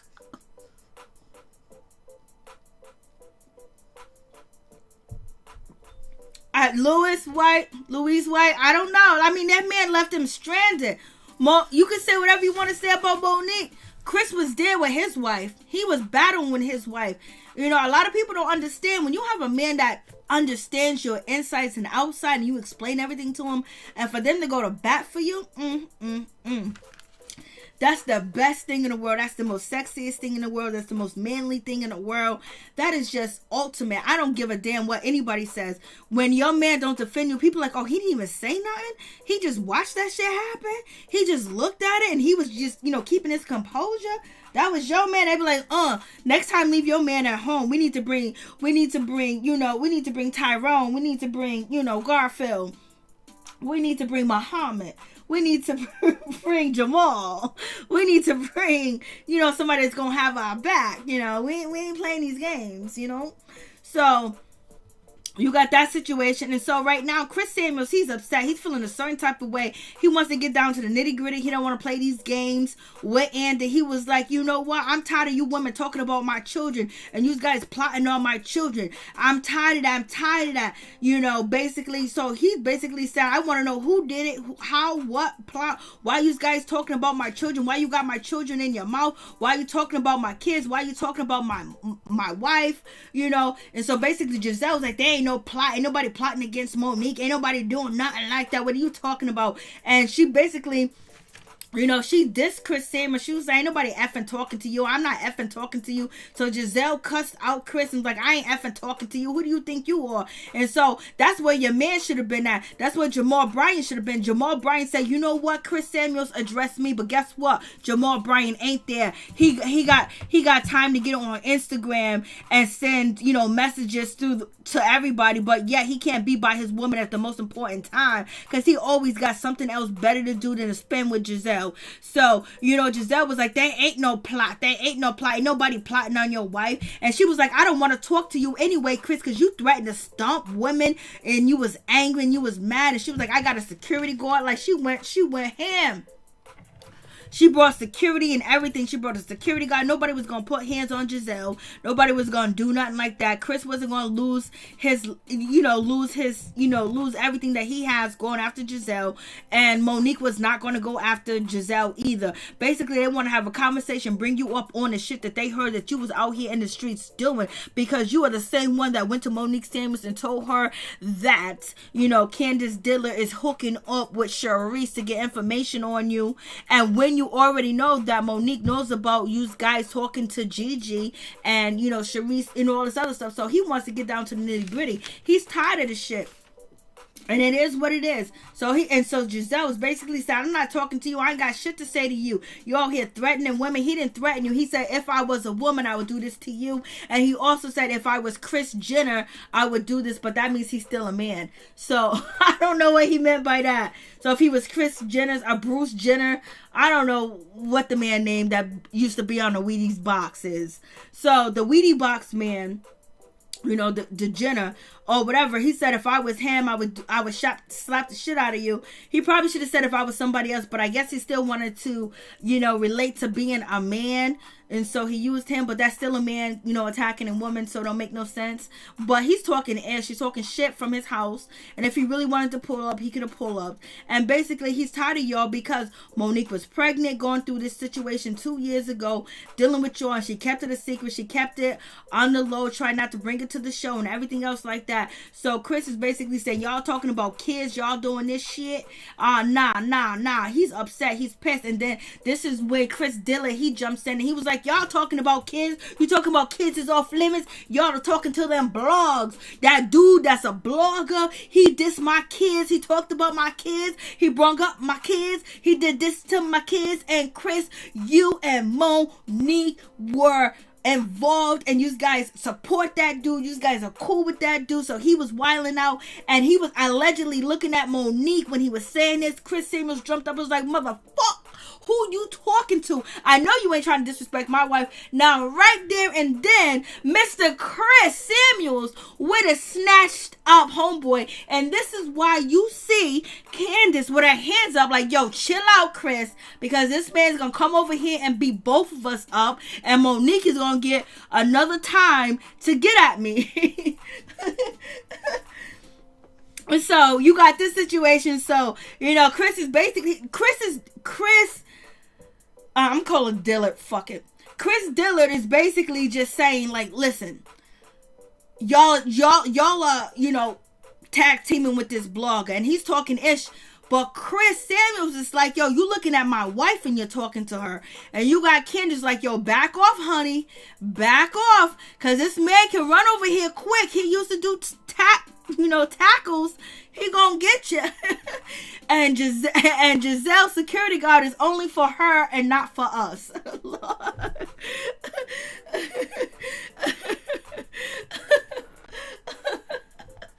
Lord, you look at Candace. Candace like, yo, you need to back up. You need to stop. He's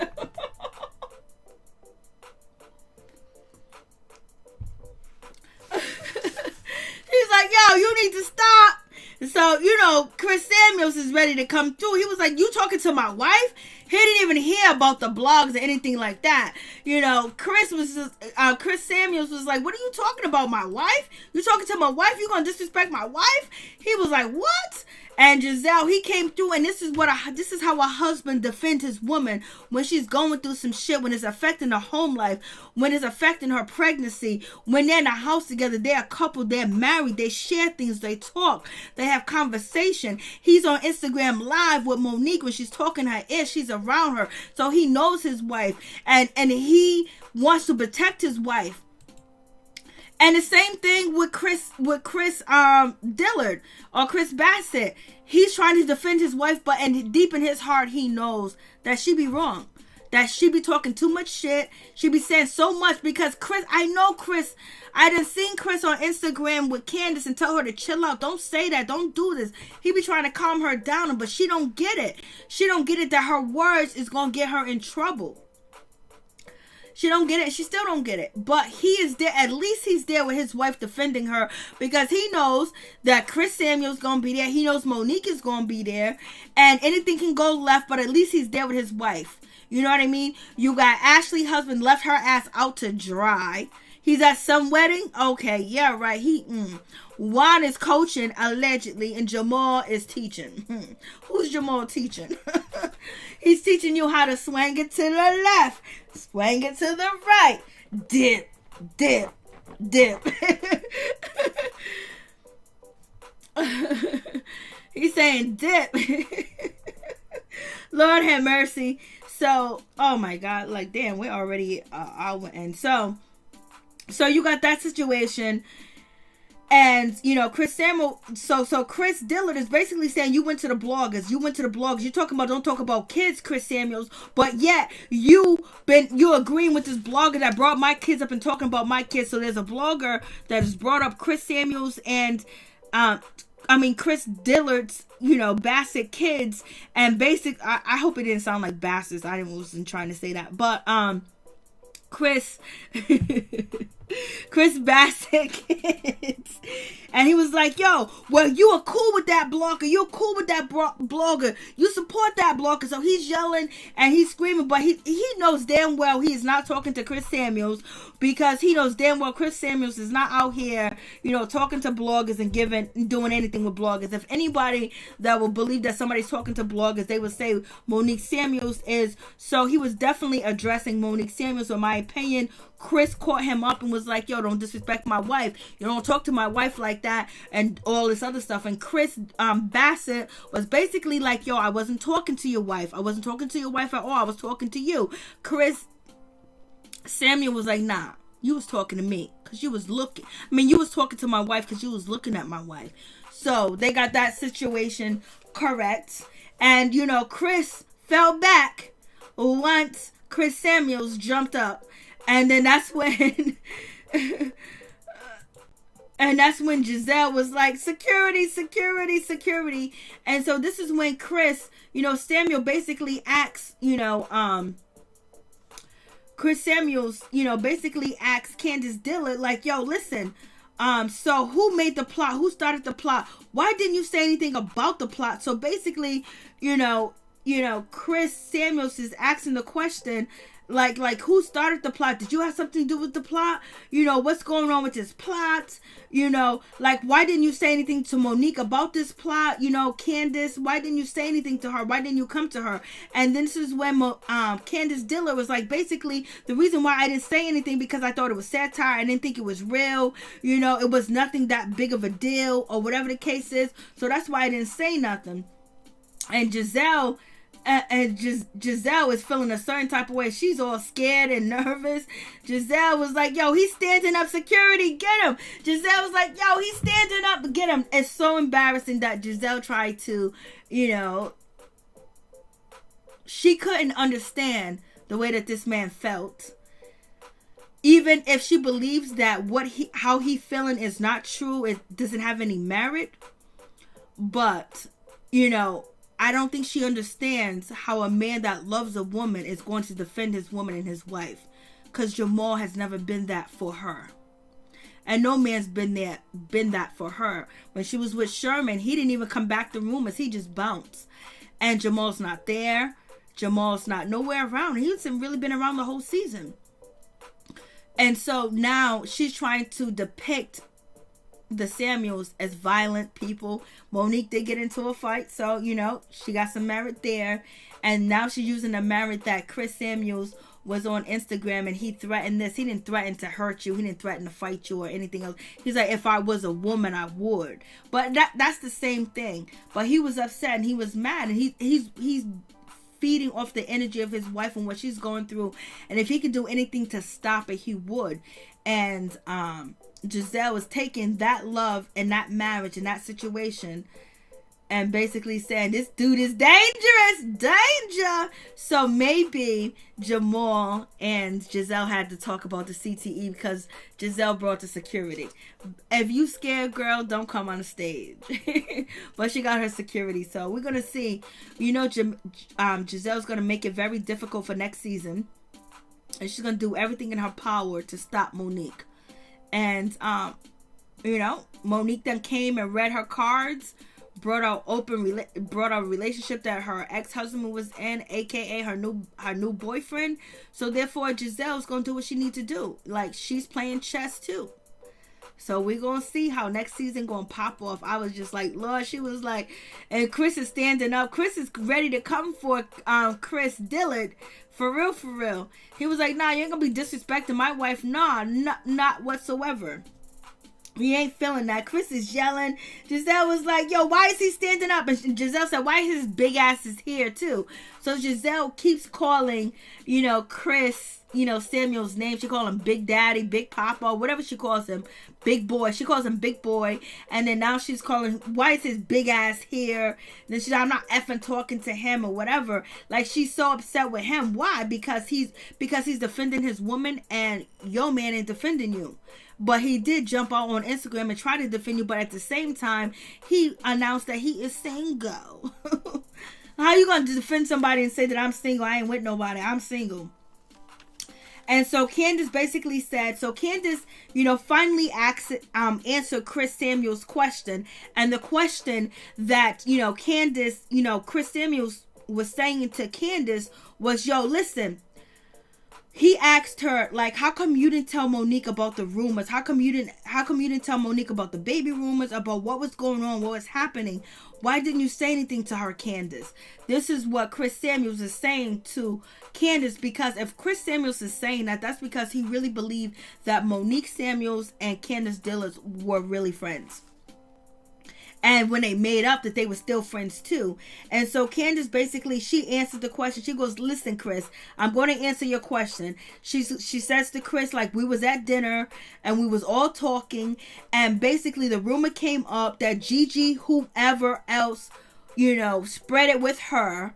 It sounded so stupid. So that's why I jumped up and said, how can anybody say that baby is not Chris when it looks just like Chris?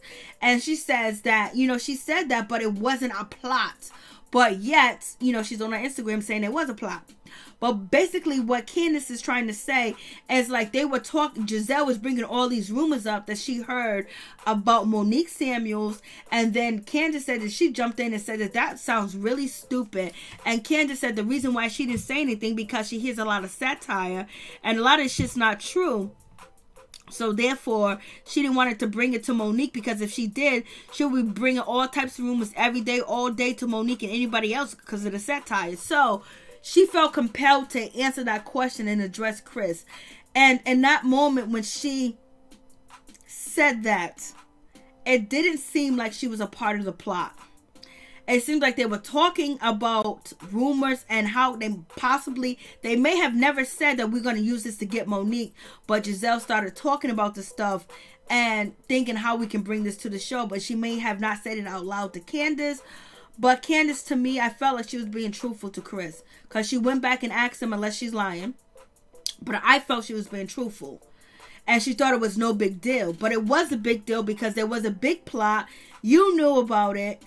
Or you didn't think that it was a plot because you said it sounded so stupid. So I didn't even think that it was a plot. So that's what Candace is saying, that the shit sounded so stupid and redundant that I was just like, come on, that don't make no sense. But if you look at Monique saying that Candace said that, but she's saying that we're going to have to come up with something else. So I think there was a lot of misinformation that was passed on to Monique and Candace. And they got played, in my opinion. But at the time, they really felt like they were being betrayed. So, you have that situation. And then Giselle was like, why are we still talking about this rumor?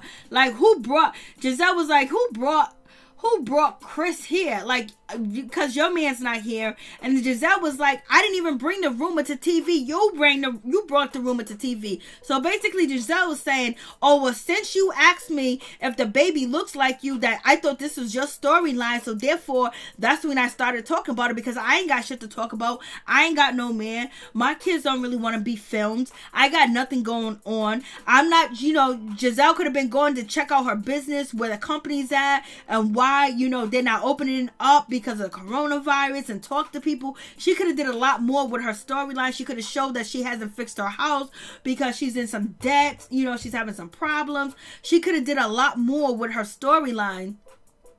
and also express how scared she is to be with Jamal, but she tried to put on this still face that her and Jamal are perfect, and Jamal's okay, and I don't care about this, and I don't care about that. And she should have filmed at Jamal's church. Why couldn't she film at the church? Why wasn't she at New Birth? Like, you know, she didn't get no help from Jamal in her storyline. It's just like so sad. But anyway, she said, so she's saying, so since Chris brought it up, Chris asked Giselle, when Giselle went to Monique and Chris's house, Chris asked her, does the baby look like me? And she said, yeah, why wouldn't it not look like you? And so basically Chris was trying to let her know that I know about the rumors, the baby's mine, leave it alone. But Giselle took that as like, you gonna try to disrespect me because I came to your house? And I felt like Giselle felt like a certain type of way that they was trying to play her, and then they're gonna bring up the rumor which they know between each other. Some of us know about it, some of us don't. So Giselle felt a certain type of way, so therefore Giselle was like, you know what, hands off of all the shit, I'm bringing it all. And that's what she did. She said that he brought it up, and she felt like, you know, it could have been like a intimidating tactic, or like, and Giselle saying that she didn't start the rumor, but we know she's a part of it. But she felt a certain type of way, so then she went to go screaming. She went to screaming the rumors, Lord. Giselle went to scream in the room, and Giselle was like, you brought this to the show anyway, Chris, what are you talking about? You brought this shit to the show. I thought it was part of your storyline, so I started to talk about it. And Giselle damn sure did, but at the beginning, Giselle, before Chris even brought anything to the show, you brought up the rumor that Monique Samuels, you know, the rumor that's being spread by, you know, Gigi, is that she had an affair with her trainer. So before Chris brought anything up, you brought up the trainer, and that was at the beginning of the season. So you are not innocent. And this is when Giselle is over there telling Robin everything that she knows about the rumor, the baby, this and that. You know, Monique cheating, the baby might not be his. Gigi spreading these rumors, Charisse might be involved. You know, all this other stuff. So she went ham because she didn't have shit else to talk about. What else did she have to talk about? She had nothing. You know, her kids don't really want to film. Her boyfriend don't want to film either. She's not talking about her business. She's not talking about anything. Like, she had nothing going on. Legit had nothing going on. That's why she jumped in Karen's situation. That's why she jumped in Wendy's situation, trying to get Wendy to go after Karen. She did the most.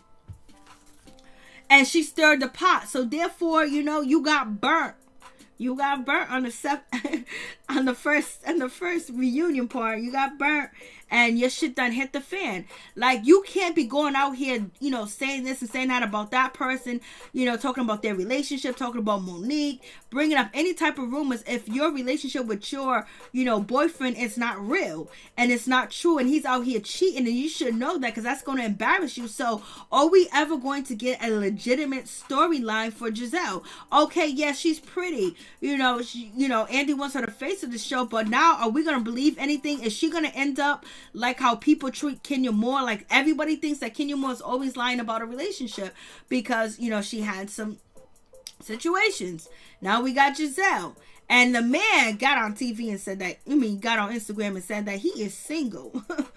And so now Giselle feels like since Chris asked her that question, she had the open arms to just bring out all these rumors and talk to Robin about it. So therefore, that's why Monique got at you and your husband. You came at her, at her kids, and her husband, her relationship, her marriage. So therefore, that's why Monique brought up the situation that you trying to get at my family and talk about me, but look at your fake relationship with Jamal. It ain't real, because I got this girl, that girl, and everybody else hitting me up with pictures, proof, and evidence that Jamal is not with you. And he even said it in text messages. So this is why Giselle got her karma in part 2 of the Real Housewives of Potomac, because she felt like it was okay to run with any rumor just because Chris Samuels said, does the baby look like me? Lord have mercy. The things that mother effers do to justify shit. Please like, comment, subscribe, share the video. It'll be greatly appreciated. Please like, comment, subscribe, share the video. It'll be greatly appreciated. Where am I at? So this is Giselle. Giselle was like, oh, y'all gonna try to play me on camera. Like, the people that know what Chris is saying when he said, doesn't the baby look like me? So Giselle was like, oh, that's your storyline? So she felt a certain type of way, and that's why she got dirty and down and went to Robin and told everything on camera. That's why she did that. You know what I mean? First of all, it's a storyline that can continue to go, and it could be used because she don't got shit going on. But you think as a mother of daughters, a mother with children, would have been like, okay, yeah, maybe he thinks I spreaded that rumor, but I didn't. You know what I mean? Because she could have easily said, yo, Chris, after the camera started filming, or talk to Monique, that I didn't say nothing about your baby.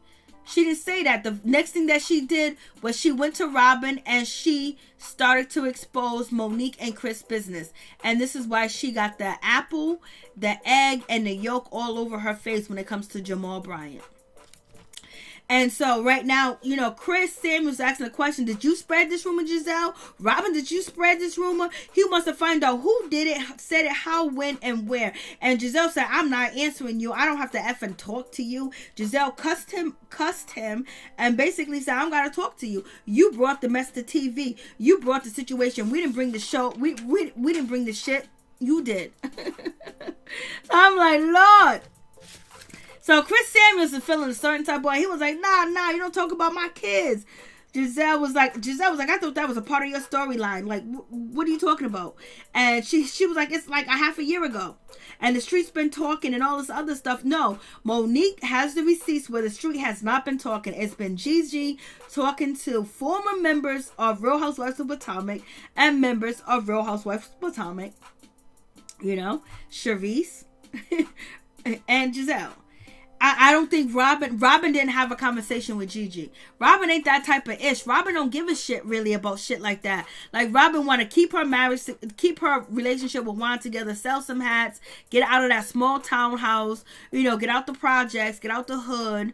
You know, she wants to do all that. She ain't got time to worry about Monique's business because she know this shit's going to come back on her. She's trying to make some money, pay her taxes, keep Juan happy, you know, keep a storyline going on, but she don't want to be in that drama like that. Like, she don't really care about that situation. But if she's following behind Giselle, she's gonna rock with Giselle, but she's not gonna get her hands dirty. And I don't think Robin got her hands dirty with the situation. They brought the shit to her and she didn't give a shit. That's what happened.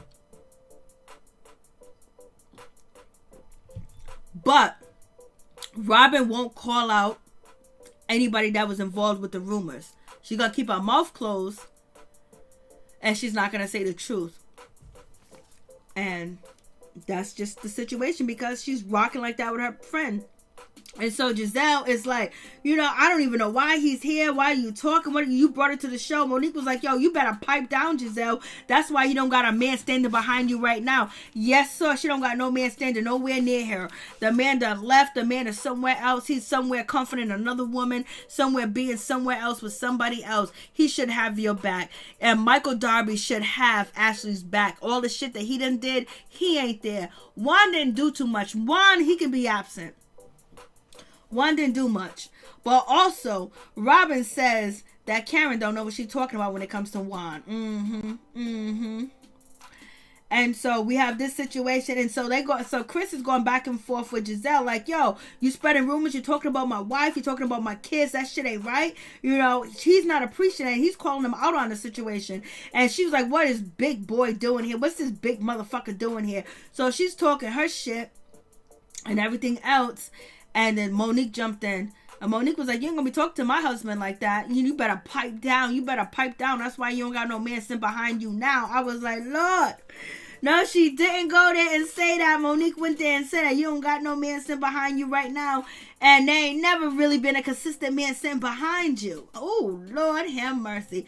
Mo was like, pipe down, girl. You better pipe down. Lord have mercy, Giselle.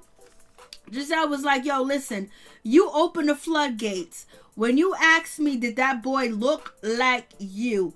That means that you knew about the rumors and you guys going to use it for a storyline, and Giselle ran with it. So Giselle knew about the rumor about, like, you know, them saying that the baby doesn't look like Chris. It might not be Chris, but she didn't go talk to Monique. She didn't try to have a conversation with Monique about that or anything like that. Even though, you know, her and Monique extended an olive branch to each other, she didn't come clean. Only thing Giselle did was tell her that Candace is being dirty with Charisse. So, you know, Giselle, you don't look good. Giselle, you look really bad. And you look like you don't care about a mother with kids when you are a woman with kids, a single. So do you want Monique to be a single mother? What was you trying to do with that situation? Like, you would think you would have some empathy. You was a first lady, but now you're the last lady. And it's like, damn, like, come on. You seen how you got dogged out by Jamal, then you gonna bring him back? I believe Giselle set up Jamal too as well. She set him up too as well. I was like, Lord have mercy. And then Andy goes with his embellished hat situations, talking about, oh, you got money now. She's building her own house, and basically, you know, she's getting, you know, disrespectful with Karen. And Karen was like, I do like the embellished hat. She was like, well, we discontinued them hats. And then, you know, Robin is basically saying that, you know, the hat that you put on your head, Karen, didn't look good. And she's like, you threw my hat to the floor anyway, Karen. Karen was like, I picked up the hat. So, you know, Robin is not going to get, Robin is not going to get another nice comment from Karen at all. It's not going to happen, point blank, period. And so, you know, Robin still trying to be mean to Karen, but Karen really didn't do anything to Robin at all. Robin called out Karen for her taxes. She came to her house with a pizza box trying to see if she lives in Potomac, which, you know, Robin doesn't live in Potomac. She lives in a miniature, you know, townhouse, you know, with colorful, you know, like projects. She's, you know, they call, up here, we call them projects. Down south, or the area that she's in, they call them complexes, but we call them projects up here. So, you know, and her tax situation, and Karen was like, yeah, you was talking about me and my taxes, but look at you. She was like, Karen was like, what you forget about the payment? You forget to call the attorney, forget to call the accountant. And she was like, no, I just, you know, and Robin with her hair, we don't believe you're making any money. There's no way that you're making money. And you came on the show with these ugly ass earrings and this ugly ass lipstick and this fake fade away, you know, dye of a wig job, that which they did you wrong and dirty, and you still came on TV because Robin don't give a shit. Robin just wants her money. She just want to get paid and be out, you know. And then we talk about the situation with Robin and Ashley, and basically they talk about why Michael didn't want to propose to Ashley, or why he was so convinced it wasn't going to happen. Ashley basically said, well, I just thought that if Ashley knows that Juan and Michael are actually doing anything, you know, physically or intimate together, Ashley's not going to say anything. Ashley does not care what Michael Darby does. As long as he pays for everything, he takes care for everything, she don't have to worry. She don't have to have anything in the world to think about but just raising her kids and living a happy, organic, you know, life for her baby. She don't give a shit. And so, you know, if Ashley knows anything, she's not going to say it unless she's going through a divorce. That's it. And so, you know, Robin's basically saying that I asked Juan, like, why would Michael even think that way? And basically Robin said he doesn't have any idea. And also with the situation with Karen, Robin says that that Juan says that he's never been drunk around Karen.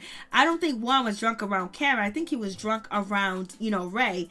And Ray ended up, you know, hearing some information and told Karen. And Karen basically doesn't want to divulge the information, point blank, period. So it is what it is. I was like, Lord, what is going on? So, you know, Robin doesn't care. Robin needs a storyline. She needs to have something consistent. And so getting married, Andy wanted her to get married, that's a new storyline. That's a new ploy for her to either be a full-time peach or be a part-time peach. But she really didn't contribute that much this season at all. And she did thank Michael. She did thank Chris Bassett that he called and he apologized to the situation. But even Chris Bassett was like, yo, listen. Chris Bassett was like, yo, Chris, you know, Samuels was going to beat up. Chris Samuels was going to beat up, you know, Michael Darby. And so now we get to the situation where, you know, Chris Samuels keeps bringing up the situation. He's not trying to let it go. They try to move past the bull crap and try to be honky-dory with the situation. Chris Dillard was like, y'all, I don't care about Robin's situation. I don't care shit about her. What's going on? Like, he keeps bringing up the situation. This is when Robin was like, I wish Juan was here. I wish Juan was here. What was Juan gonna do? Juan was going to diffuse the situation because he know you need your paycheck. He needs you to continue to get your paycheck. So there's not going to be any altercation done. And he's a part of your storyline. So he's not going to screw that up at all. But she's like, I wish Juan was here. If Juan should have been. Why wasn't he there? Chris Samuels was on, Instagram talking shit about y'all. So why wasn't your husband there? He had something better to do. He had to make money. And so I wish Juan was here. I wish Juan was here. Well, Juan ain't there. And you send out empty threats. Where's your husband at? The most important day of your life with the show that you want to be on, that you're making bank off, that you're selling products off of, that you're branding yourself on, and your husband leave you hanging. Your boyfriend leaves you hanging. Giselle boyfriend left her hanging. And also Ashley Dillard, her husband, left her hanging. And Chris was like, yo, was you involved in a plot? Did you say this or whatever? She was like, I just wish Juan was here. No, Juan is somewhere else doing what he needs to do.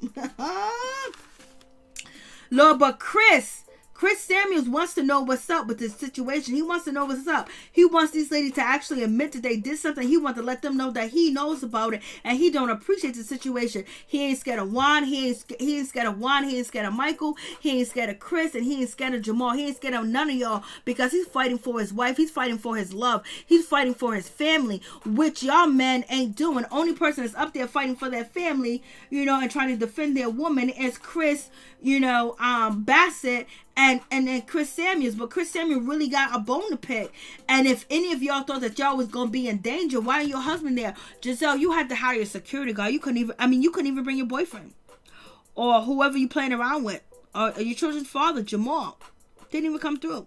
That says a whole lot about you. That says a whole lot about Robin. It says a whole lot about Giselle, where their significant others, if you want to say Giselle has one, felt like that y'all got into a lot of shit and they didn't want no parts of it. They didn't even come through. Because I think the boyfriends knew what was going on. They didn't come through. Michael didn't come through because he embarrassed himself all the time and he does dumb shit and he was going on. And so, as Monique is talking to Giselle and basically saying, you better pipe down. Like, I don't know why you're talking to my husband like that. That's when, Candace Dillard, she jumps in. Are you gaslighting her? No, she's telling her to pipe down. Don't disrespect my husband. Just like he's fighting for her, they ride or die. This is what you call husbands and wife rolling for each other, not letting anybody come into their situation, try to destroy it. No matter what. We on TV or whatever. We could walk away from this mother effer broke, but y'all ain't gonna get in. The world's gonna know how I feel. And that's what Chris Samuels, in my opinion, did. Coretta DeVille. Major. Somebody said that last time. And so Chris, he gets up and he walks away because now they're trying to paint him as the angry guy, the upset guy. So he walks away. He said, I'm playing chess, not checkers. That's why, what's her name? Candace Dillard couldn't sue me. That's why, she couldn't get no money out of me and my wife. And that's why Monique Samuels had representation. She got her receipts. We're not playing around. I got the money to spend. I'm going to make sure I'm all right. And if I got to get physical with anybody, I will. But until then, I'm trying to express to you guys how I feel. And it's messed up what you did. He's trying to check these ladies, but they're gonna come back even worse. They're gonna come back at Monique's even worse next season. There's gonna really be a lot of shit next season where they're gonna try to refuse to film. Like, if they were smart enough, they will all sit down and have a conversation and try to get a mediator where they can be cordial with each other, throw shade, give the audience what they want, but not be really beefing and having rumors, spread galore. But I don't know if Giselle's going to be able to get over how she was embarrassed. point blank period, that Monique Samuels done brought up Jamal, the woman that he messed with, the text messages and pictures. I don't know how she gonna get over that shit. I don't think she is. She gonna be plotting hard. And then Ashley's trying to defend herself because Chris, Bassett is coming at her talking about your husband disrespectful. He disrespect women. He disrespect everybody. He disrespect you, and I'm not gonna have that shit. And your husband should have went, pulled me to the side and have a conversation with me or talk to me when he wasn't drunk. But he talked to me when he was drunk and trying to get physical. And I never came at you, Ashley. You and Candace Dillard had beef here and there. I never said one word to your husband. Came at me. So I defended myself, and Andy was like, you pushed him out the way. He was like, I had to. And he left Ashley to sit there. But Ashley, you know what I mean? She's black. She might be mulatto, but she's black. She's like, I can take this shit. I'm going to go on vacation. I'm going to get more money in the bank. I'm going to get more chips. Ashley don't give a shit about Candace. She don't give a damn if that relationship with her and Candace don't ever get back together. That's one relationship she don't give a damn about. And she'll go toe to toe with Candace anytime that she need to. Now that she know that Candace can't fight, it's going to be even, playing field. So Candace dealt with the shit with Chris Bassett, because Chris Bassett had no other choice but to talk to Ashley because her husband wasn't there. Her husband's somewhere else. You know what Chris is doing. Chris is having fun. Chris is doing what he's supposed to do because he's a filthy rich old man that got money, got a young woman that's willing to do whatever to keep the money coming. So their relationship is solidified. He brings her the money. He gives her the lifestyle that she could never imagine that she could possibly have without him. So therefore, we're going to ride this boat. And at the same damn time, Ashley's making sure she's creating a lane for herself in Hollywood and on this show to be relevant and actually to do sell products and do whatever and brand herself. So therefore, she don't give a shit. She's happy. She's happy because she knows what she's getting into. She's happy. She is pathetic, but she's happy with the shit. She got her 2 kids. So that means she's gonna get money after money after money after money. If they separate, and then she can go and start a whole new storyline. Ashley's covered all ways. She's making sure she's making money for herself, taking that money, getting money from her husband, doing new prenup deals, doing new agreement deals, getting money, and, amending different things and stacking money at the same damn time. And she's basically feeling like every man gonna cheat anyway. Let this old chicken cheat on me. I'm okay. Lord. So, and then they asked Karen, what's the secret you got on Juan? You said Juan don't like, Robin's couch. She need to clean her couch. She need to pluck her couch. And so Karen basically was like, you know what? I ain't got shit to say. I ain't got nothing to say. I ain't gonna say nothing. Ain't gonna be nothing. Ain't gonna be nothing. Lord have mercy. Because she believe in peace. And then we have both Chris's, they hug. And, Chris was like, yo, you came at my wife. And then Chris Dillard was like, nah, I was talking to you. And then Chris Samuels was like, you was looking at me. But they hugged and they hoped that one day that they can work it out. But Chris Samuels basically said if his wife getting better, which is Candace, her getting better means her not having a relationship with Monique Samuels. He's okay with that because he just wants to have the old Candace back. You need to. I ain't even gonna touch that situation. And Chris Samuels would like for them to be friends again. So it is what it is. And they hug, and Chris Samuels was basically like, listen, my wife dealt with this shit for 2 years. She knew these plots. She knew these people trying to come for her, trying to get her, and everything else. And she played it cool. She's the toughest, strongest woman in the world. And I respect her. I didn't even know how tough she was and how strong she was, how she can deal with this shit, still get on TV, still pop her business and do whatever thing. He hugged her. So basically what I'm trying to say, Chris Samuels didn't show any sign of CTE. And then we have Ray.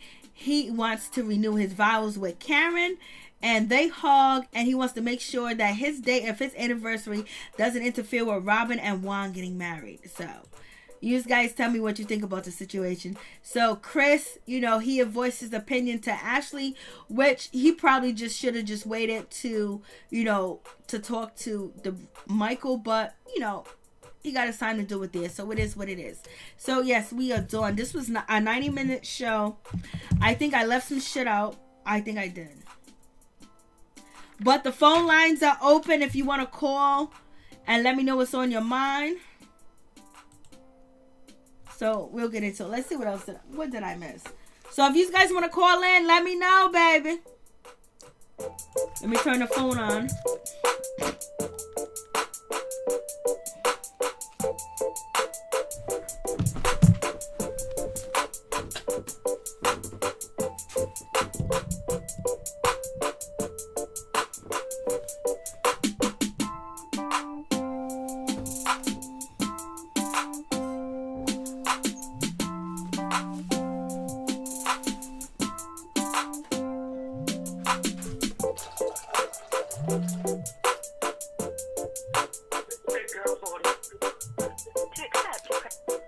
Please hold for a second, please.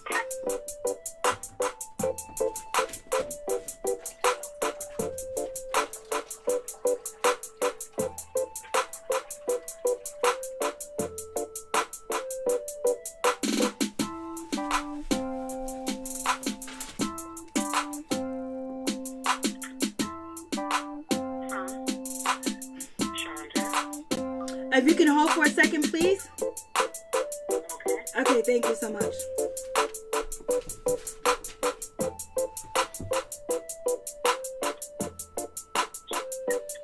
Okay, please tell me your name and where you're calling from.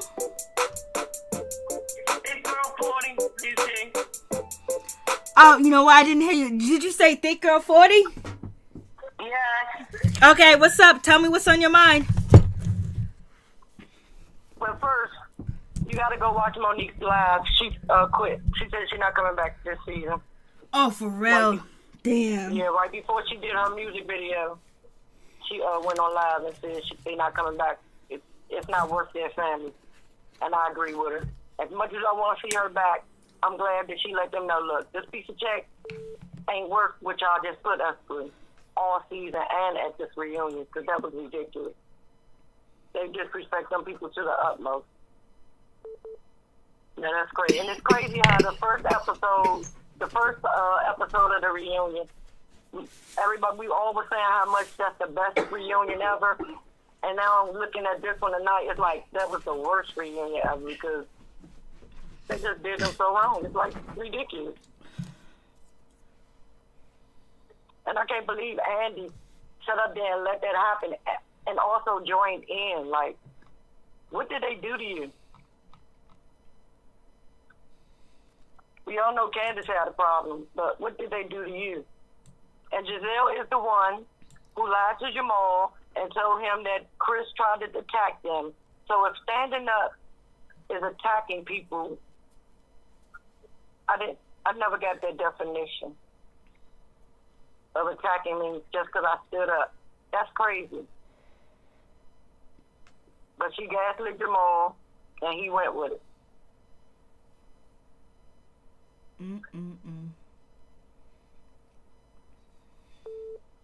Damn, she quit. Oh man. This was a shit show tonight. It wasn't. It didn't even feel good to watch. It was just ridiculous. And Candace, oh my God, I'm so tired of her. I don't know. She should have been the one to quit. I am so tired of her. I know. I'm glad Monique. I hope Monique reconsiders. Hope she reconsiders. If she's gonna quit, Monique, I understand. But could you please drop the receipts on Wendy? Could you drop the? No. She said that on her channel. She said I might just start doing a bedtime binder story on her Tea with Monique channel. She was like, I might just start going from start with the first tab and just do a tab each time. I'm like, yes, please, because we want to see it and we want to hear it. Oh Lord. So yep, it's that's it. Thank you, Thick Girl 40. Please check out Thick Girl 40 YouTube channel. She's cool. She's down to earth and show us some love because this sister's been through a lot and she understands the pressure of life. For real, for real. Thank you so much, Thick Girl 40. All right, thank you, babe. Y'all be safe. Thank you. Hey. All right, please tell me your name and where you're calling from. Hi, I'm calling from All right, so what's on your mind? Hello? Yep, I think you went out a little bit, but tell me what's on your mind. This is the worst thing I've ever seen in my life. Like, Andy Cohen, he's a piece of crap. Like, do you know how many Housewives programs there have been where they had fights and people didn't apologize? Why was he on Monique like that? And then to sit there and insult her and say that, oh, I didn't know you knew how to sing. Well, didn't he, like, the first season ask her to rap on the first reunion? Yep. Everybody knows that she was rapping and stuff. Like, what in the hell? You know what? And then you have nerves to be over there on the Real Housewives of Atlanta talking about Black Lives Matter, which don't let me get started with them. But then you're going to be over here and promote a whole tearing down of a black family and a black man, degrading him, calling him the N-word, and calling him a boy. And just, why did the whole cast, including Andy, they were just so laser focused on tearing their whole family down. And to sit up there and lie and say that they didn't bring that to Bravo, they didn't bring it on screen. Yes, they did. They brought it on screen before even the season got started. First, the social media was Candace getting up there talking about, she aired it out on the social media when she was talking about there was a rumor going on. So everybody was anticipating that to come out. And then Giselle, she got on there and said something about there was some kind of rumor. Like, how many people, they were all lying, and they were trying to make her have to be a liar. I'm sick of the Real Housewives of Potomac, and I don't think I'm going to watch them no more because this is ridiculous. And Andy Cohen, somebody needs to just sit him down, for real. Because he is no friend to black women. At no all. friend to black families. At all. That's why I had to read his ass. I just stop and talk about his ass because he's acting like he's saving these women, like he their daddy, like he their father, and he's picking back off of him for his show, Watch What Happens Live, and also the chat room too as well. So, and it's just like he don't do that to any other of his other franchise of Real Housewives of Real Housewives. He don't say anything about, oh, you got money now. He just, oh, they privileged. You know what I mean? So disrespectful. I feel you all day, every day. Thank you so much. Thank you. Bye. Bye. Appreciate it. So, yeah, you guys got somebody in the comments basically was like, y'all are so honest in this chat. Yes, my people are honest. They tell the truth all day. We roll with the truth. We roll with the situation. Where's Felicia Butler? I don't even see Felicia Butler no more, but, right, they hate her. And, it was one of them situations where, you know, they made it like, oh, he was, you know, Chris Samuels was so aggressive and he was like the bad guy because he's trying to defend his wife, Andy, and everybody know else that they will be doing the same shit too. And it's a damn shame that Monique, you know, quit the show because she brought some realness to the show. Okay. Please, can I put you on hold, please? Are you on hold? Okay, I think you're on hold. Okay, so let me go.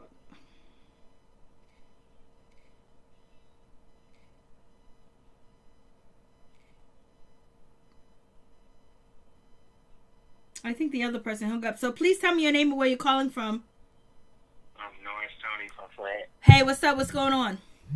Hey, I think that Andy is trash. I mean, I really didn't. I lost a lot of respect for him at this reunion. I mean, it's like, to me, he was teaming up with the other ladies to give Monique a hard time. I just feel like he was picking favorites, and that's not cool. You know, the way that he handled that situation was not cool at all. I mean, I see he was throwing his shade and questioning the ladies, you know, here and there, but he was the most hard on Monique, and I just feel like all that evidence that was showing that everything Monique was saying was the truth, and to me, she was being the most honest out of everybody, and he just wanted to just, like, cancel her out and just act like like she didn't matter. Like what she said didn't matter. Like it wasn't important. But I'm glad Chris, I was here for her husband though. Chris Samuels was the king. He came every time Andy, he wasn't getting away with nothing with her husband. It's like every time he tried to change the subject or talk about, we've been talking about this, we talked about this. Chris was like, nah, I'm not satisfied, so we gonna get to the bottom of this. You know, so Chris didn't back down. He put him in his place, him and those ladies. And, you know, Ashley, she really did. So I was here for Chris defending his wife. He should have defended his wife. But Ashley, she didn't have nothing much to offer. I mean, she doing the same old stuff, you know, continue to stand up for Michael and defend Michael.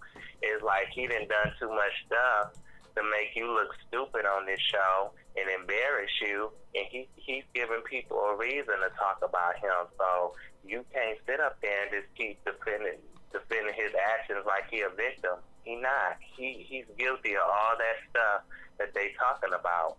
So it's nothing that you can really defend.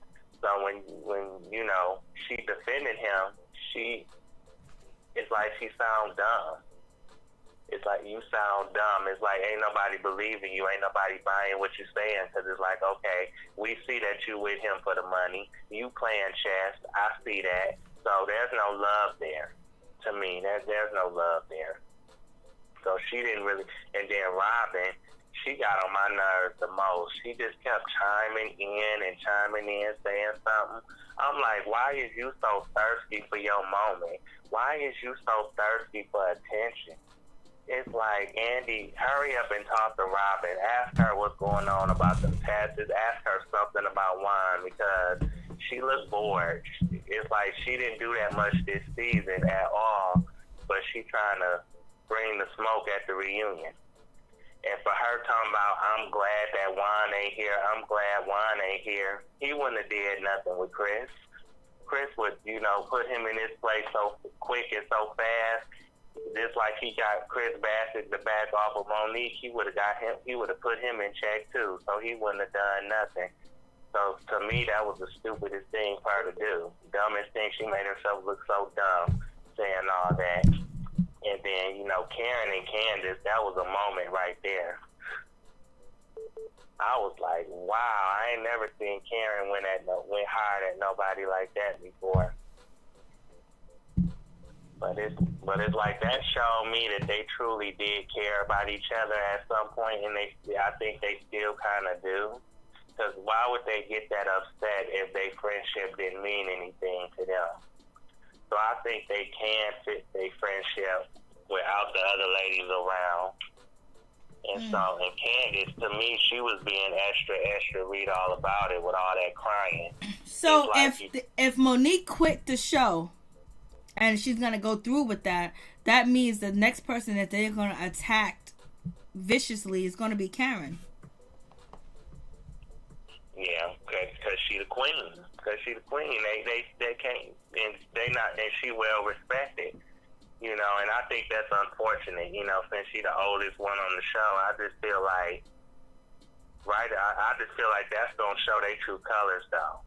They gonna really make themselves look bad, and then people gonna really lose respect for them, and I think they gonna lose opportunities. They not gonna be able to expand their brand because they gonna be so focused on her, and like you said, making her the target, that you gonna make her look better in people's eyes and make yourself look worse. So I think they gonna say, if they do that, like you say, they gonna be selling their souls. They're going to give Bravo exactly what they want, and they're going to act like sister slaves. And them producers going to be laughing at them in the background like, look at them. Look at our sister slaves. Look at the way they act, and they doing exactly what we want them to do. So you know what? They're going to hurt themselves. They're going to hurt Karen's feelings, but at the end of the day, I think Karen, like Monique, got plenty of money. So she not, you know, worried about. I don't think she really needs to be on the show. She might do a Monique. I think Monique is gonna quit. I believe it, because after this reunion, why should she come back? I think that they treated her the worst. That was her worst reunion, based based off of how Andy came at her. But Giselle, I just think Giselle showed her true colors. She was a demon. She showed her demon, her devil side.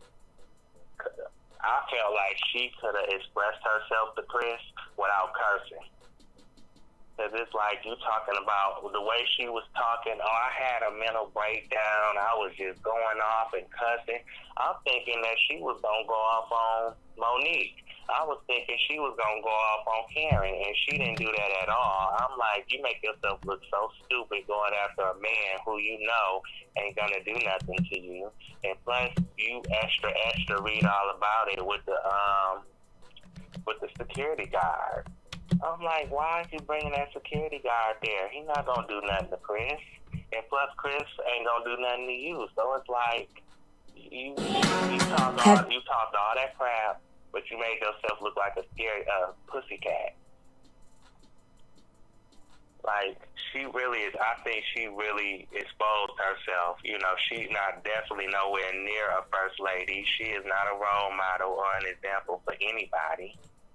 And then Robin, you know, I already talked about Robin, her chiming in and stuff like that. That's how boring she was this season. And Wendy, you know, she said a few things I thought she shouldn't have said. I'm like, come on, Wendy. You was doing so good in part 2. Just sit there and be quiet because you, like you said, you don't know what's going on. So it's like, you need to be quiet. You need to shut your mouth, and you need to be learning for yourself the type of women that you could possibly deal with in the future. Because if they going after Monique, they might go after you, especially if you still in they shine like you did during the season. You outshine Robin. You didn't quite outshine Giselle, but if they feel threatened by you and jealous of you, they're going to go after you. So I think that she should that her and her husband should focus on that, on why his family don't want nothing to do with him next season. That sounds good. Thank you, Tony. I appreciate you. Yeah, you're welcome. Thank you. Thank you. Have a good night. You too as well. God bless. Bye.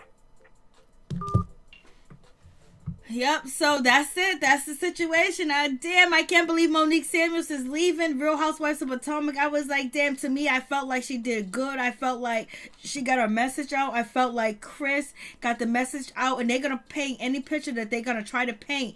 It is what it is. But if you feel like the narrative is trying to destroy your family, but if you and Chris are solid as you are, you know, you come through and you represent for the real girls. You represent for the, you know, people that believe in you. You represent for the people that understand what you're going through, that has a husband, that has kids or has small kids, and all single, and all dealing with, you know, want to do music, want to build a career, you know, and basically take care of things that they want to take care of, you know.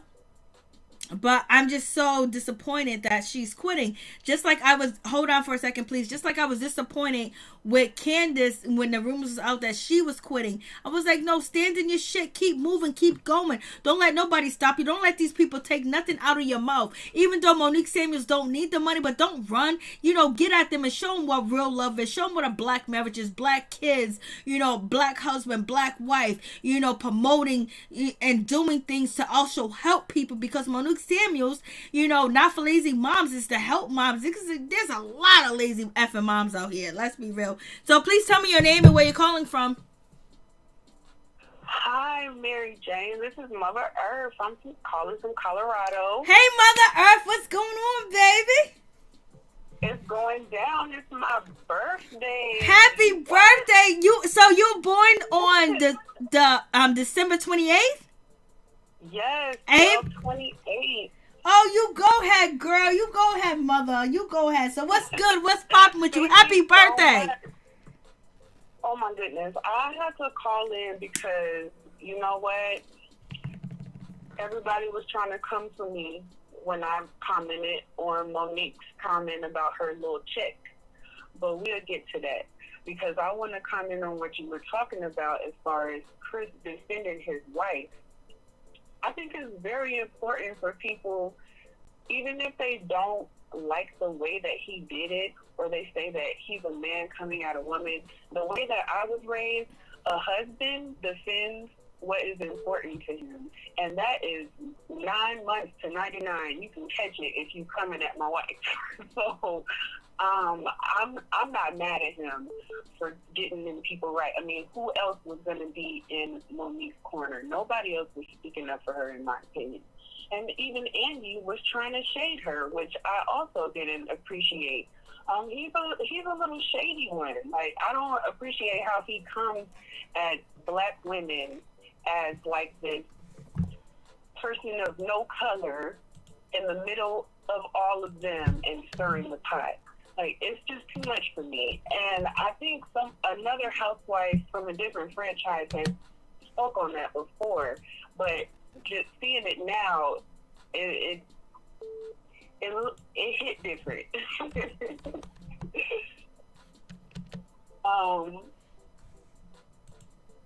I know they get paid to argue.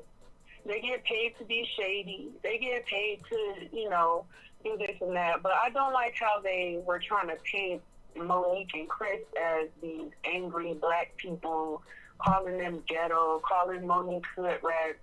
I thought that was like real low. I feel like, especially on this national TV show, that we should be more on code, and doing something like that, it was just out of line. I know people say that Candace is reckless with her mouth, but that's what she gets paid to do. She gets paid to, talk smack. That's what they get paid to do. But that part right there is just too much for me. It brings up how they were talking about the colorism, and how a lot of people were trying to act like they don't know what colorism is. What they said, Giselle and Wendy are AKAs. We know the history of AKAs. We know the history of colorism within the black community. If you're black, get bad. If you're white, you're all right. The brown paper bag test. Also, I think Dave Hart brought up that Karen had said that Wendy wasn't, lining up with the aesthetics of the show, and that, that got my antennas going up. And I rock with Karen. Like, I call her the GOAT because she is just timeless to me on the show. But to say something like that, it sounds weird, especially as a dark-skinned black woman. Also looking at the history of the housewives, because Wendy is really the first housewife of her complexion. Forget her Nigerian background. That's what it is. Would you agree? I don't know. I'm lost. Wendy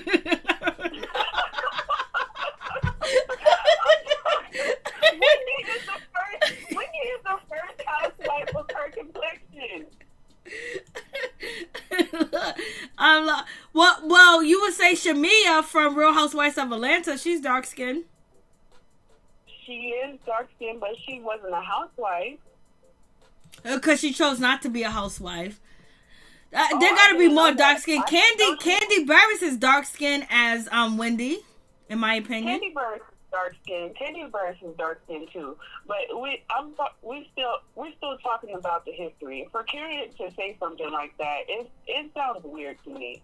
Karen weird. said that she didn't say that, but multiple people said Karen did. Karen did deny it.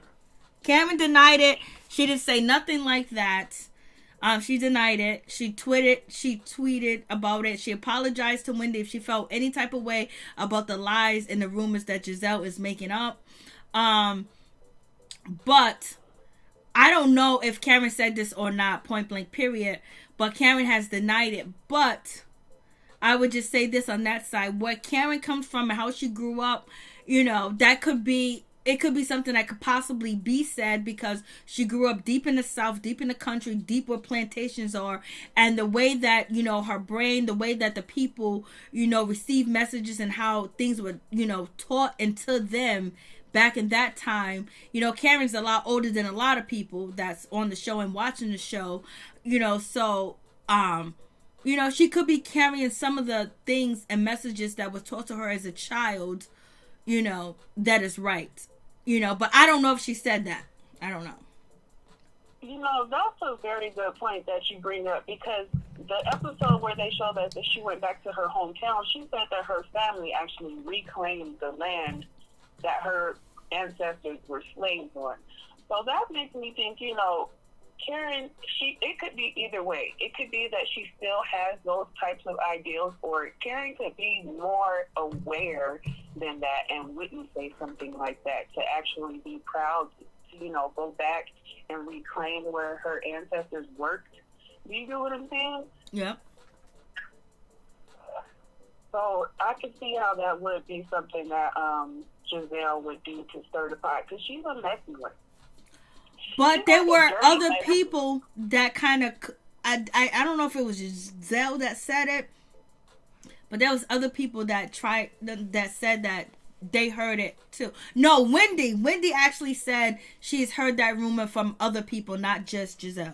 That's who said it. Wendy said it. So Wendy said she heard the rumor about her aesthetic not being fit for the show, and she heard it from Giselle, but she heard it from other people too. I don't know how true that is, but I don't think it's far-fetched the way that Karen was probably brought up and raised.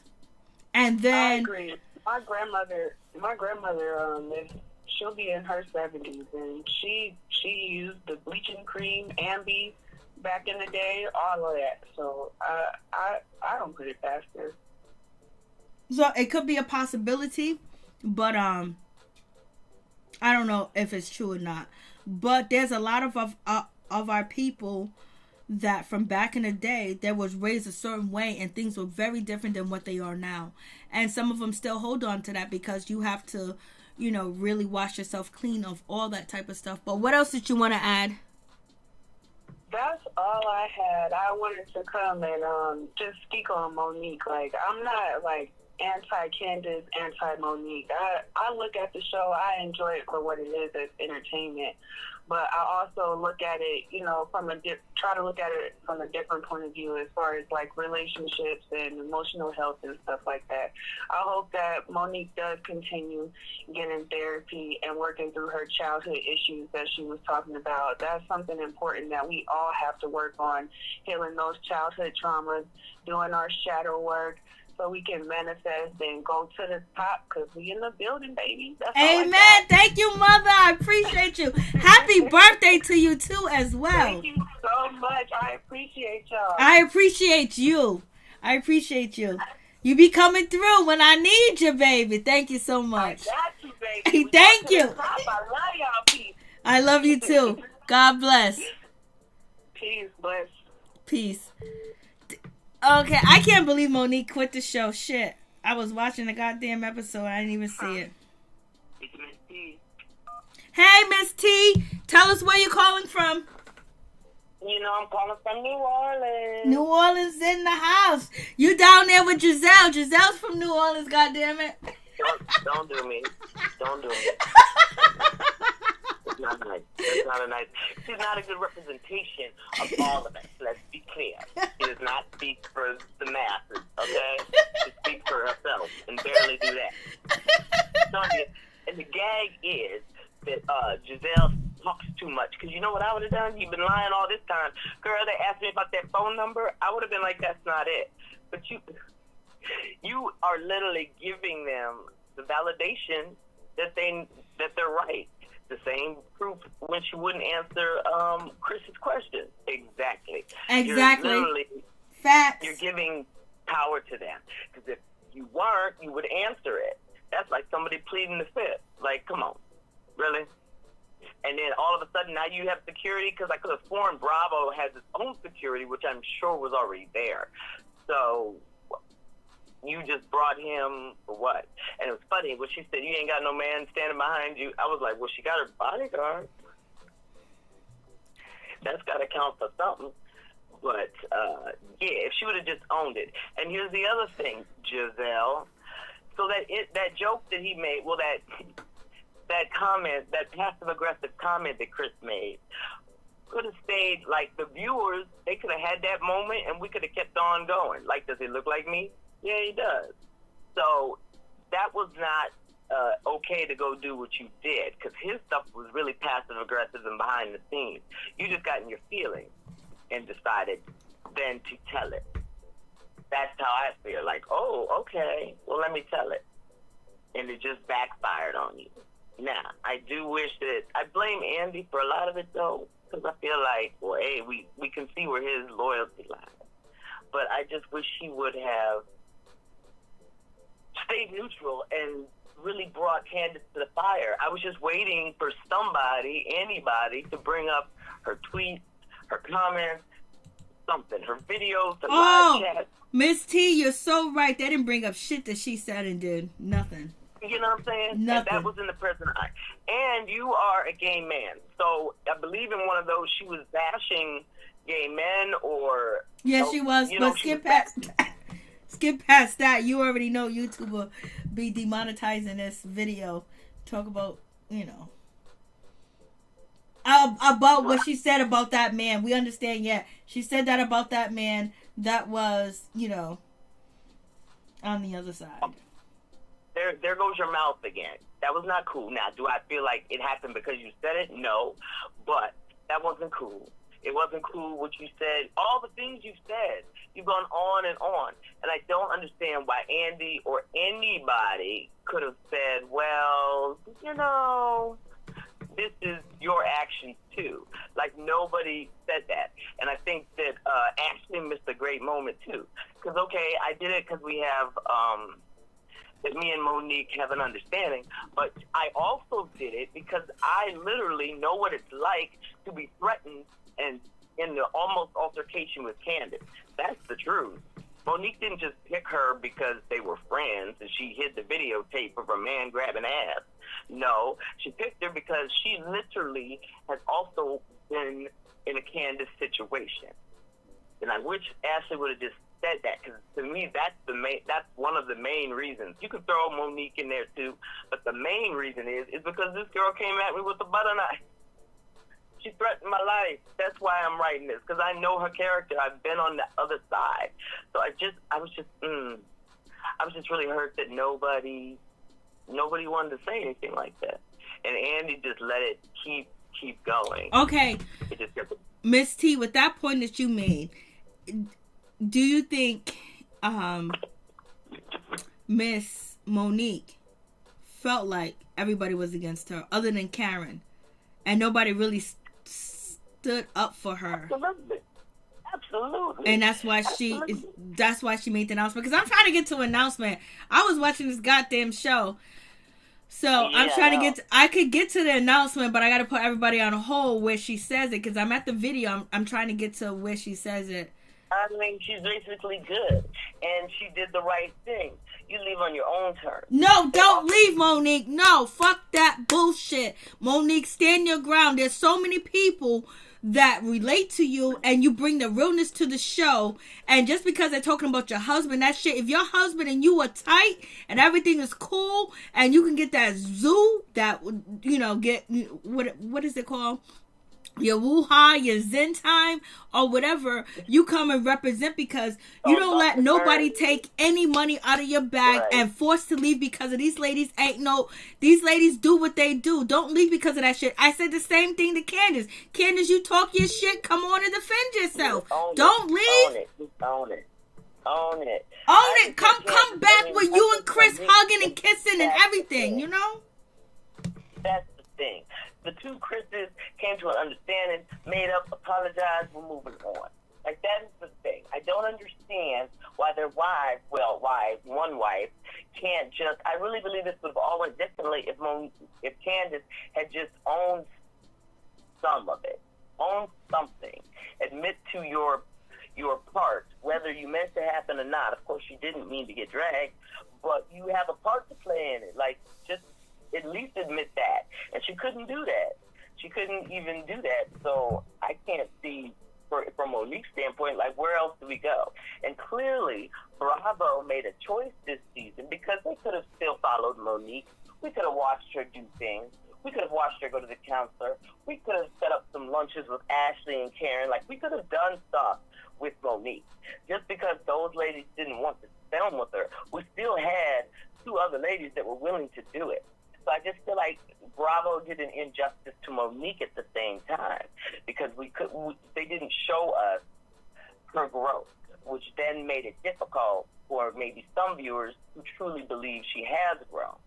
Instead of showing us how we saw a couple of things and she was crying, but she could have had a moment in quite a few more episodes just about her realizing, hell, we could have even went to the studio and heard her song, watched her have her moment with that. Like, there's so many things that Bravo could have done to at least give Candace, to at least give Monique, what happened something. With that situation is none of the ladies showed up when Monique had her, town hall meeting or whatever about not for lazy moms or just relationships. Oh, nobody showed up. Only Ashley showed up.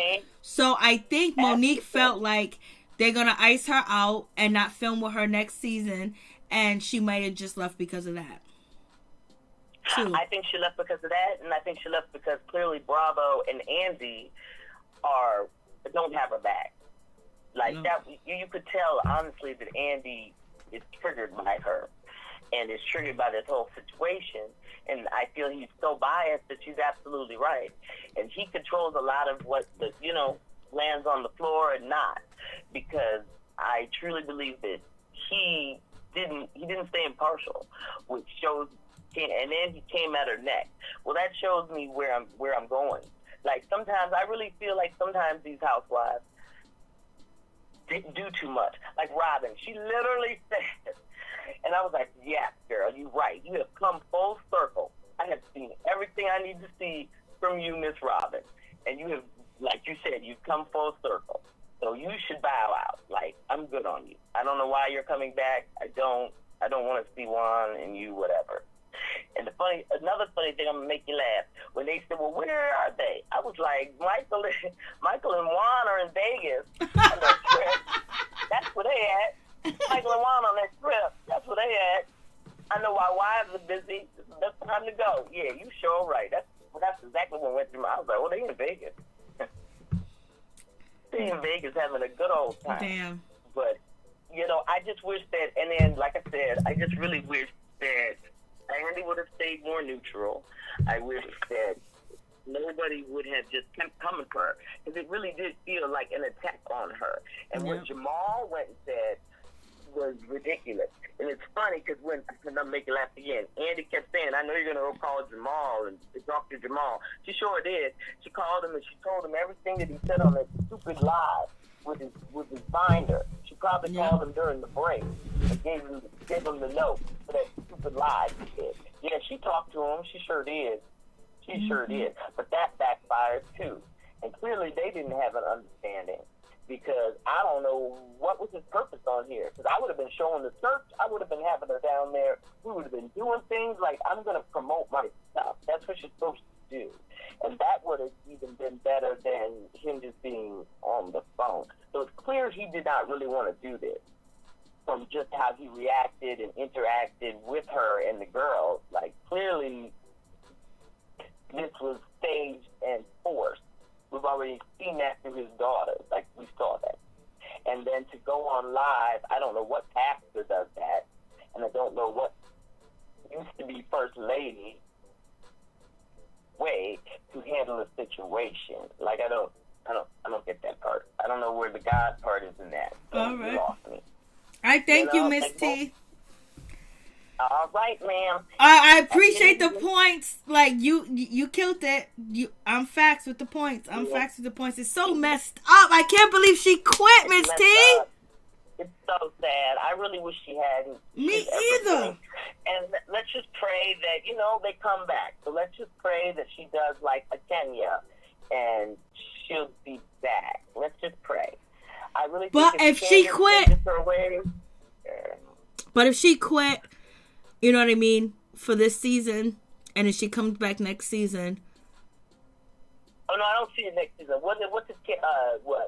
Kenya took a break. How long was Kenya gone? Kenya came and went. So she took a break. A season. So Mo can take a season, but if she takes a season, it's gonna be even more worse. You know what I mean? It's just gonna be more worse. If she's gonna quit and never come back. That's it. And I mean, I feel that she should.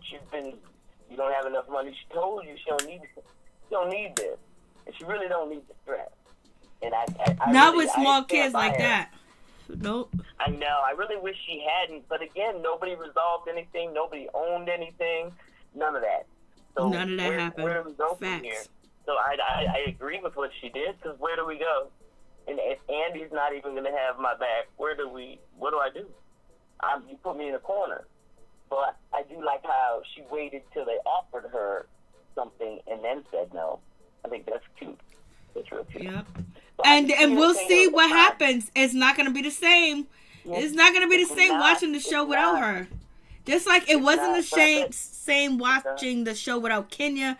It's not the same watching the Right. show without Nene, because there are certain dynamics that these ladies bring that everybody like, Exactly. and they want to see. Oh, Kenya, you did this. Oh, Nene, you did that. Oh no, you know what I mean? Like that dynamics, what they do, and people like, oh, Right. Stand in your stuff. Own it. You can keep own it. Stand in your stuff. You can be as badass as you want to, and you're going to bring the ratings. I'm telling you, if she comes back, if she sits out and comes back, it's going to cost Bravo more.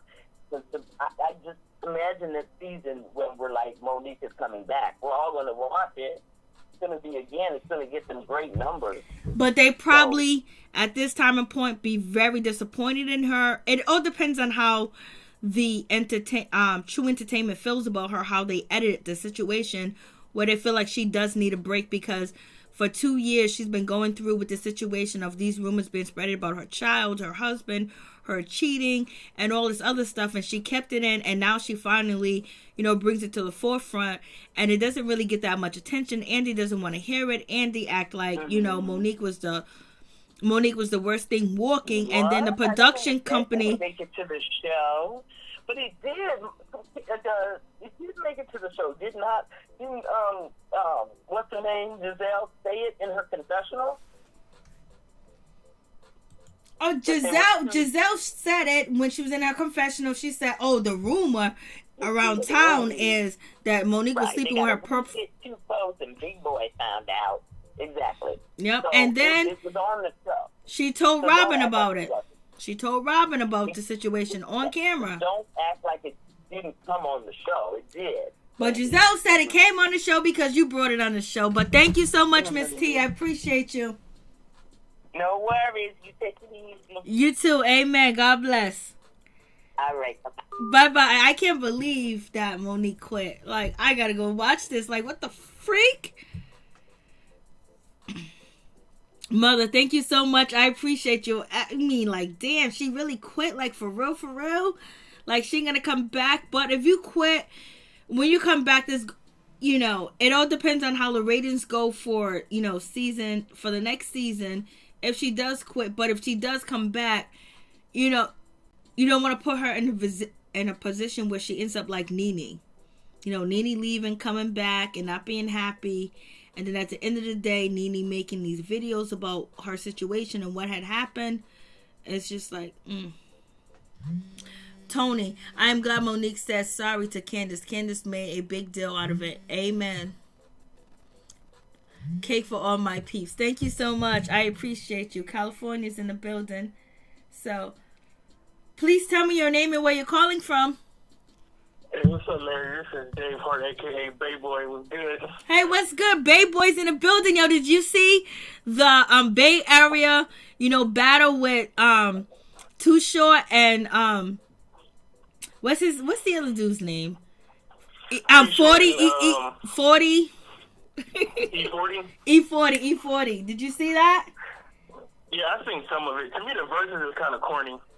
Oh, you know what? Everybody in my house said that they was not watching. They was like, it's too corny to watch E40 and Too Short. I don't know why, but I'm older than them. I'm definitely a millennial, and I think it's corny as shit.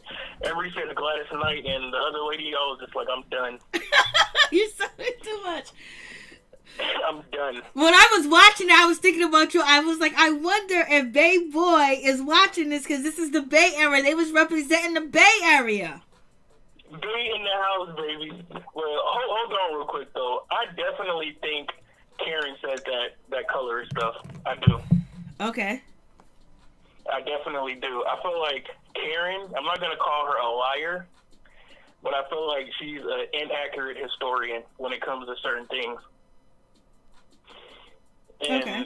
I feel like she was way too happy to share with America that her family owns that plantation. Why the hell would you even want to own something that your family was slaves on? Because you take I thought that was very creepy. You take it as it's a historical thing too as well, but most plantations that are still running and going on in America are not owned by black people, and that's the sad thing. And for her family to actually own it, and if you go back to Gizelle's situation, Gizelle's father, you know, talked about the plantation in the museum, but he don't own it.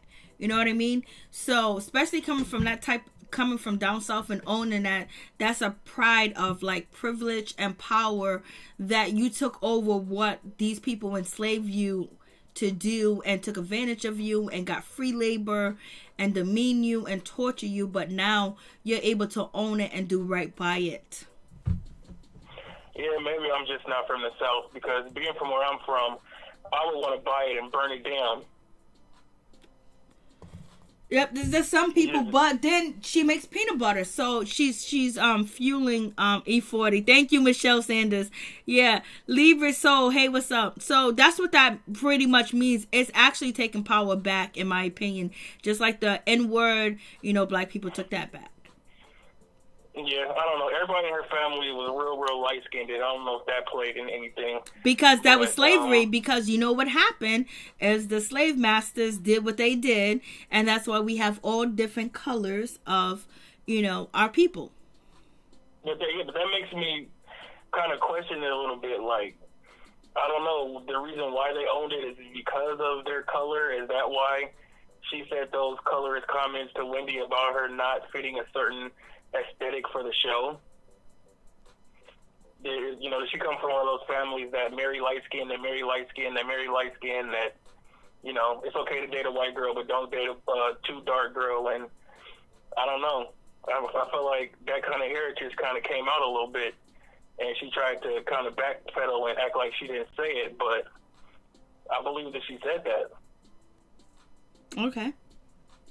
Yeah, I used to rock hard for Wendy, but not Wendy for. I was about to say, what are you talking about? I was about to go in. No, even though I'm not a huge fan of Wendy, I don't stand for any colorist type comments or that kind of stuff. Divided one half of my family, and I don't go for that kind of stuff at all. So, with the possibility of her saying some stuff like that, or she doesn't fit a certain kind of look. What kind of look is that? She's not light-skinned? That's honestly where I... No, she had forehead hair. That's what. That's what this shit is. Do you want me to bring up the picture? She had forehead hair up to her eyebrows that was connected on each side. Bitch, you don't belong. You don't fit that thing, bitch. Get out of here, Andy. I don't know. I'm over here lit, though. But yeah. But I don't know, though. That kind of rubbed me the wrong way. And I feel like Monique, I feel like she still just needed to take more accountability for me. I feel like she did a lot of underhanded things, too. She went out and talked to it a lot about bloggers.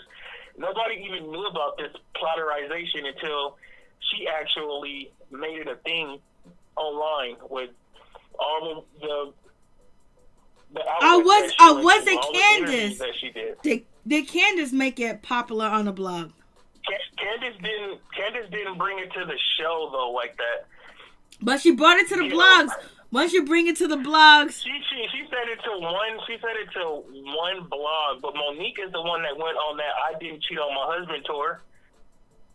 She's the one that kept dragging it up, kept bringing it up, going on all these blogs and kept talking about it. It didn't even become a big thing until she made it a thing.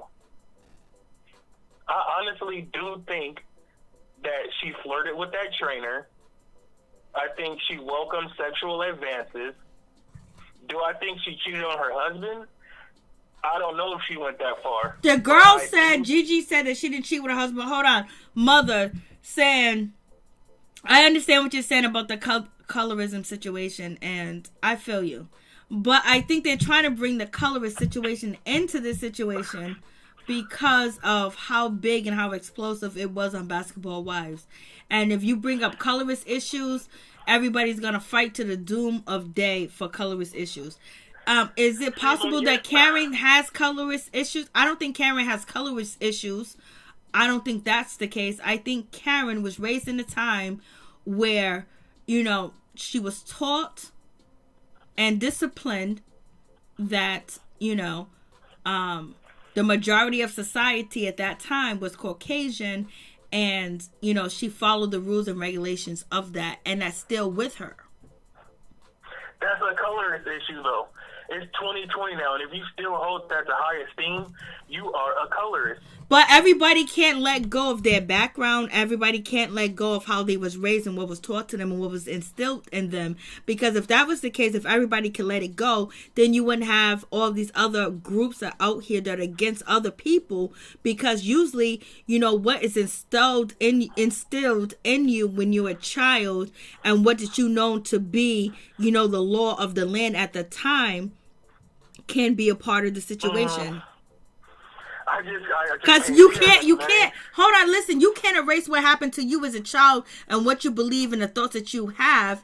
You know, as you being young, you can change all that and be brand new. But Karen is very, very older, and that's how she was raised. I mean, I feel like she's not even very, very older. She's in her 50s. My parents are in their 50s. I feel like she damn near does think that being light-skinned is better. And as soon as she married that dark husband and had that dark daughter, she should have left that behind at that plantation that her family owned. It's not that simple.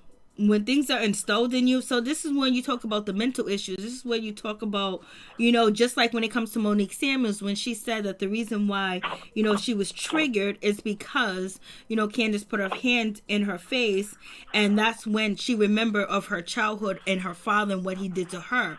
So when you think that you have let go of certain things, you haven't let go of certain things.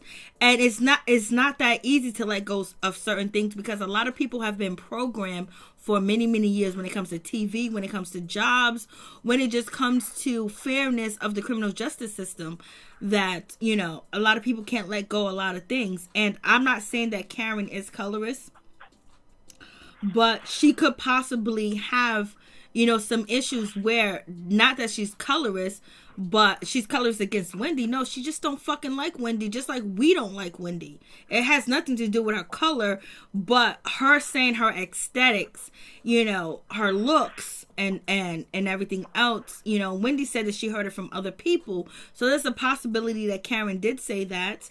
But like people were saying, like you said, that she has a dark-skinned husband and she has a dark-skinned child, doesn't mean anything, but, you know, I think it's the way that she was raised. So if she doesn't see anything, I don't know. The way I think, I don't know if I'm just over analytic or anything like that, but since Ray is dark, does she consider herself a trophy to Ray because she's lighter skinned? Like, to me, it's just a lot of things come into question when you have that kind of mindset.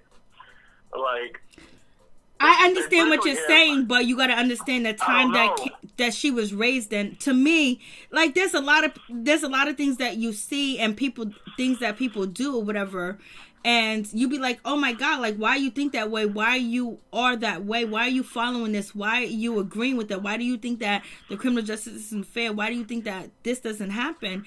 It's because people were raised a certain way.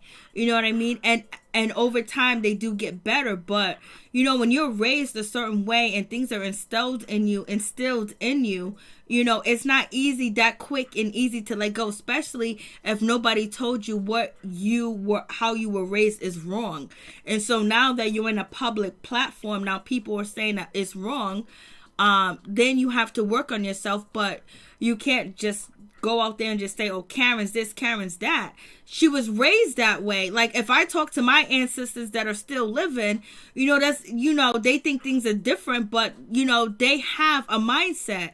You know, that's why it's very important to wash yourself and cleanse yourself of things that you were brought up with and raised with, because it probably wasn't okay. Yeah, and I have noticed that, you know, different regions in America is different too, because I think it is more of a thing on the East Coast than it is on the West Coast, to be honest. Because I've heard a lot of people that go into jobs in certain places. I know I had a friend that worked in New England, and it was like and if you were black at that job, you were light-skinned, had light features, you looked a certain sort of way. You didn't really see too many dark-skinned people at work, to be honest. So I don't know if that's a thing, but if you think about California, and Chicago, most slaves and most people from the South fleed to Chicago and California. Yeah, I think it's because of those reasons. Like, I could go into work and there's people of all colors, all races, sexual orientation at work. There's people at work that have to have translators, but you go to other places and it's not like that. And another thing too with Monique, I think Monique is a troll a little bit. I think Candace is, but I think Monique is also. But Monique is just a little bit better at hiding it. I think Candace claimed that she had some sort of, mental problems after the whole thing. And then here we hear Monique has a mental condition too, and it's PTSD from her childhood.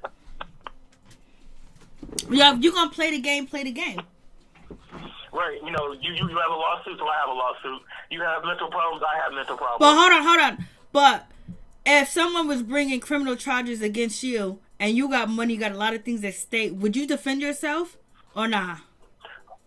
Of course I would. But hold on. Would you hold on? Would you hire a lawyer to defend you? I definitely would hire. Hold on. I'm not done with the question. So you will hire lawyers to defend you. And also, would you protect yourself? Yes. Okay, so what did she do that was wrong? I think what she did was wrong is, even after the court case is over, even after it's all been said and done, I still think there's a way to humble yourself down and still take a bit of accountability. She hasn't even done that. So you think Candace took accountability too? I feel like if Monique was ready and willing to take accountability, I think Candace would have too, to be honest. I think she just wanted something from Monique that Monique couldn't give her. And that's why she kept it up. But if Monique in the beginning would have probably groveled a little bit more, I'm not telling her to grovel, but if she would have kind of tried to patch up the wounds with Candace, I don't think that it would have turned into such a big thing. But have you ever been in a fight before? I've been in several fights before. Have you ever groveled to the person that you was in a fight with? Yeah, I've been wrong before, and I did. I told them that I was sorry and I was wrong. But at the same time, did that person try to get you fired from your job? No, we weren't at work. But and was that person, posting all types of shit on Twitter about you? No, but they were talking mess about me to everybody we knew. So there's a situation where it's just not cut and dry. This situation where Candace and Monique is not cut and dry. There's a lot of shit that went on and a lot of shit that happened between them two where a person is not going to gravel. When someone says that they're going to sue, when you talk to your attorney tells you that this person is going to sue me and they want to get millions from me. What are you going to do? Are you going to feel sorry that you beat their ass? Are you going to feel sorry? You're going to be like, oh, they're trying to take my money too. They're trying to ice me out. So therefore you come hardcore. That's why you haven't apologized. But she did apologize. But there's so many reasons behind it. And Monique is not perfect either because Monique was instigating too as well. Monique's lawyer and Candace's lawyer was on Instagram, on Twitter, right after the case talking shit. The lawyers were bad-mouthing the opposite client. So it's so much involved with this situation that, if you look deep into it, it almost seems like a lover's quarrel between them two. If you want me to be 100, it seems like, there was some licking going on. I don't know. Oh, no, not the lady pond. No, I honestly just think that Candace actually did see her as herself as a little sister to Monique. And I don't think in a million years that she thought all that twirling around and flipping that wig, it was going to catch up with her. And I think when it caught up with her, she was shook as fuck. And she didn't know how to fight. She couldn't say, pull up and meet me somewhere. So the only thing she could do was that legal thing. She wanted to get Monique's attention, and she wanted Monique to, grovel and, go to confessional and say how sorry she was and come on the reunion and say she was sorry. But Monique didn't do that. And I think Andy wanted that too. And when he didn't get that either, and he couldn't pull that out of her, it was just like, oh, now Andy taking care of your husband too. But then she did apologize when it got to the situation. She did apologize to her. And we can't say that. Like too little, too late, too. It's like, why do we have to do all of this for you to just say sorry? No, like if you want to, if you want to keep the TV shit, you want to keep the show, and you want to make amends, you want to keep your brand up, you want to keep doing this and whatever, you apologize immediately, like everybody else do when they fight on TV or do something that's wrong. You do that, but then at the same time,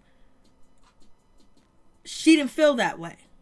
And so why lie about it? She did not feel that way. And she still doesn't feel that way. She apologized because it was the pressure of people. You know what I mean? Because and if you're going to apologize, stand in what you stand in. She didn't. She did stand in it when she said that it wasn't you. You know what I mean? I don't know if, okay, for instance, this is some tea on me. For instance, there's somebody that did something so wrong to me, right? And let's go get them. And years had went by, maybe 2 years went by. I end up seeing that person, and I hit him with my car. No, you didn't. Yes, I did. No, you didn't. But it was a tap. It wasn't a tap, and it was like I almost blacked out, where I would have hit the gas and been boom, boom, boom. Because the hurt and the pain that they caused me. I had to shake myself up. I don't know what happened. Jesus came down and said, "Yo, you gonna go to jail." So, in that moment, when I saw that person, it brought me back to so much stuff. That's why I don't cancel out what Monique says, and I don't cancel out what Candace says, because actually, when it comes down to psychology, when it comes down to that is very well can happen to a person, that you can trigger them and they can black out. And then with Candace's situation, where she's saying that she has anxiety, where she's in fear, where she has been hurt and everything else, I totally get it, because when I say that I get what she is saying, but I didn't respond the way that Candace responded, but doesn't mean that Candace is wrong, because I was jumped. I got jumped before. And so, but I didn't respond the way that Candace responded. And if you look at the definition, people can respond differently, but the quintessential definition, when you say that you're a victim, you don't try to go out there and attack the person that attacked you. You want to be far away from them also. And you wouldn't have been sitting at that reunion with them without, without having, like, she should have had a security guard like Giselle did. Really. And if it comes down to that situation, you know what I mean? So it's a whole lot. She has her husband. And I don't know. I just still think Monique is halfway bullshit. I don't think she thought 14 Candace was her dad from back in the day. I think she had been wanting to fight Candace for a while. I think she had been annoyed with her for a while. And I think that there was a perfect opportunity. Candace was putting on this show and twirling around. And, I thought she hit my shoulder. That was a build-up. So, okay, with that build-up, we know that there was a build-up because you see how Monique acted at, her lake house with Candace. And then, Candace said that she apologized. She walked away from the situation. Now, with that build-up, the ladies, Robin, Wendy, Giselle, watching that, and then seeing that build-up knowing that build up and knowing Candace has a build up because she's been walking away, they got the word. Now they're at this restaurant and nobody pulls these ladies apart. I mean, when they're at the barn, I mean, it's nobody else's responsibility to regulate Monique's reactions and her emotions but herself. But if you know, Candace, Giselle and Robin don't like Candace. They never did like Candace, and you know how she is. She's like a bugaboo. She's like a mini chihuahua. She gets on your nerves. She agitates you. She agitate you or whatever. And you have that situation, and you have all these ladies around knowing that this situation can build up, and then they're older, you know, and no one does nothing. That doesn't make any sense. I don't know. I just feel like it's what are you talking about? Young people? I can understand young people. I just think it was weird. I think it was weird from the beginning that she didn't like Giselle from the beginning. From their first interactions were poor interactions. They were unsavory. And then when Robin and Giselle tried to befriend her, she was just so gung-ho to, you know, be in their good graces and in their midst. And then she starts to try to, you know, shade Candace a little bit. And Candace started to feel a certain kind of way. And it's like, you're my friend. Why are you know, especially because, of course, she's told Candace before that she don't like them. And they probably didn't laugh or talked about them before. And now all of a sudden you want to be all up next to them. Like, it just didn't make any sense. Mm-hmm. All right. Thank you, babe boy. I appreciate your phone call. Have a good one, Mary. You too as well. Thank you for the super chat. I always appreciate it. Always. Hey, if I'm up here sipping on this good tea, I gotta support. Thank you. You're so sweet. You know I got nothing but love for you. Hey, that's how people from the Bay do it, baby. Amen. Babe boy. Babe boy's in the house. And happy days. I really do understand. Yeah, Maryjane, I've been there. Been raged. I remember nothing till I ended up in the principal office. I still remember nothing of the fight that almost got me expelled from 12th grade. Oh my God. I know you didn't want to get expelled from 12th grade. You know what I mean? But that situation has happened where, you know, something from the past and someone's triggered at. If you don't understand a trigger, if you don't understand, you know, some people don't even understand that, period. That, you know, you can black out, really black out and go ham, because especially if that's not your personality. And if you grew up in a hasty environment like Monique did, and, you know, being homeless and the things that has happened to her, but now you make it, you're successful and everything's good. But you can be brought back to the moment of pain. You can be brought back to, you know, what has happened to you in your past, and someone can trigger that and you can go off.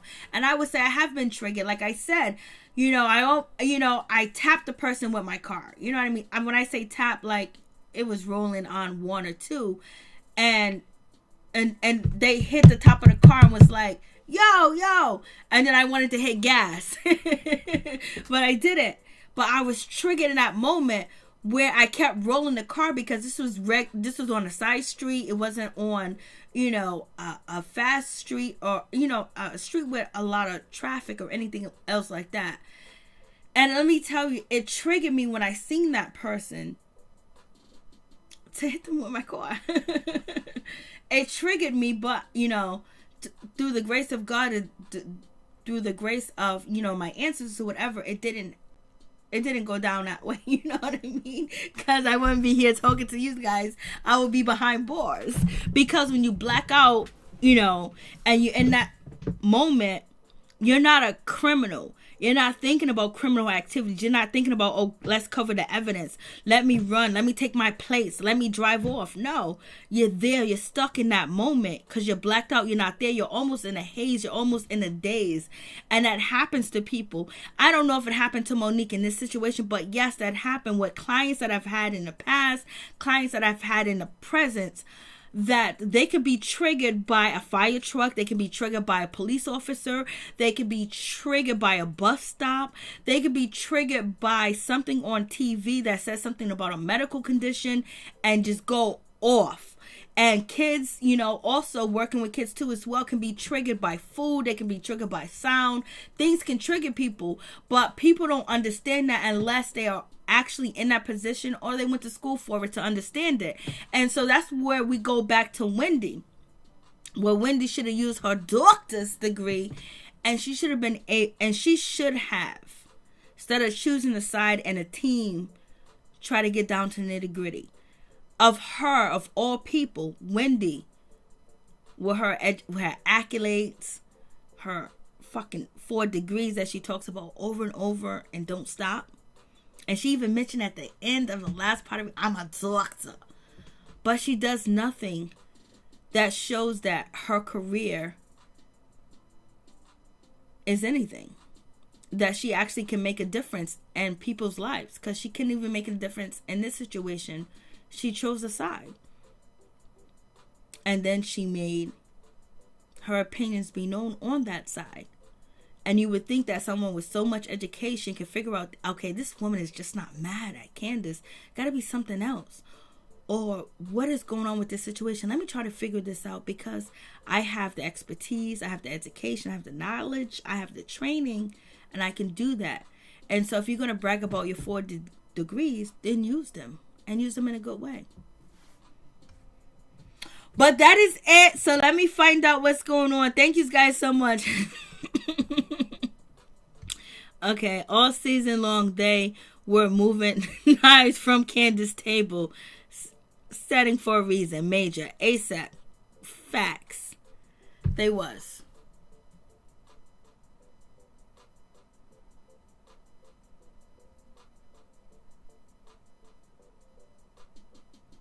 Oh, thank you so much, Mother. But, you know, and sometimes you have to second guess the situation when people bring up mental illness, they bring up background, they bring up, you know, things that they have been through in the past. And they also bring up situations that has recently affected them, like Candace. So, you know, if you have the right doctor, if you have the right information, you know, you can say it and follow it just like that. So sometimes you have to be wary about the situation, whether they're telling the truth. And so some people might not think Monique is telling the truth, and she could be telling the truth, she could possibly not telling the truth, but there are triggers where people do black out. There are situations that happen. We even had Tracy say the same thing on the Braxton family values, and I know of having clients that have been triggered just by different things. Like there's some clients that I have that can't, you know, see McDonald's, can't see a McDonald's commercial. I have clients that can't see, you know, fire trucks because it'll trigger something and they'll go buck shit crazy. You know what I mean? And certain words or certain things that have happened to them in the past. And if any recollection of that is happening in the present or something reminds them of that, that can really trigger a downfall. They could be, you know, top of, you know, Wall Street. They could be government people. There's a lot of people that have triggers. And so, but only thing is, when it comes to reality TV, we question everything, whether it's real or fake and whether they're using this or whatever. But with Candace's situation of her saying that Monique hurt her, violated her, and, you know, she is taking medication, and she's also, you know, writing postage stamps and things like that. You would think, you know, if she wanted to, Candace can probably try to sue civilly about how this situation has affected me. But I guarantee you that Giselle and Robin friendship is the next season. Oh yeah, their friendship is gonna be all right. Their friendship is gonna be all right. Dave Hart. Their friendship is gonna be all right. It might hype down a little bit. It depends. Because if Monique leaves, that means Robin and Giselle really has to come up with a storyline. And they really have to have a vocal point, or they're going to have to bring somebody else new into the situation to be the hype. And Real Housewives of Potomac just got popping. But a lot of people are not happy with the popping that it has got. But it has triggered a lot of questions, whether racism, colorism, whether Karen is colorist, whether Wendy is trying to use colorist as an issue, why, you know, some of the ladies don't like her. And then Ashley being a kept woman and will put up with anything for a check and a secure future, which a lot of women that we know today that are on Instagram and wilding out want what Ashley has. And they're content with that. And they're content without earning their own keep. And Ashley is content with Michael doing whatever he does as long as he pays the bills. And now she got a little profit with a job. And she's making some money. And then we have Monique Samuels. Well, what she been through. And how her family's being betrayed. And, you know, I even have comments, you know, on my channel where people say Monique is paying. Monique ain't paying me. I have never talked to Monique. I've never seen Monique. Monique ain't gave me no money. None of that shit. I need a stimulus package today. I'm Peter Pop off. I got the holy water. I need a stimulus package today. Shit. And the people that have been watching my reviews from the beginning of Real Housewives of Potomac, I was initially Wendy, Candace, and that's it. Like they was doing, and I was really disappointed in the way that Monique, you know, was coming after Candace and how it looked like she was being betrayed going against Candace. And then Candace was on Instagram saying this and that. But then as the season developed, you've seen the difference and what has happened and what has changed and what just looks so fugazi that anybody can see through what is going on in the situation. Monique thought that she was cool with these ladies. Not cool with them, but they was on a cordial plane and they were good. And everything was supposed to be okay. She was trying to, you know, not rekindle, but build a relationship with Giselle and try to get Giselle. And even though Monique was holding all this shit behind her, but she was ready to move forward. And just to see how they were supposed to connect. And then as soon as Monique did something wrong, Giselle ran. And was like, oh, you're the devil, baby. So, you know, shit, the way that they try to strong arm Karen and Ashley really was just like, what are you doing? And so it took away from Candace's pain and whatever Candace was going through, and then seeing her running to them, knowing that she don't like him because Candace done shaded Giselle tonight. She shaded her on part 2. She shaded her on part 1.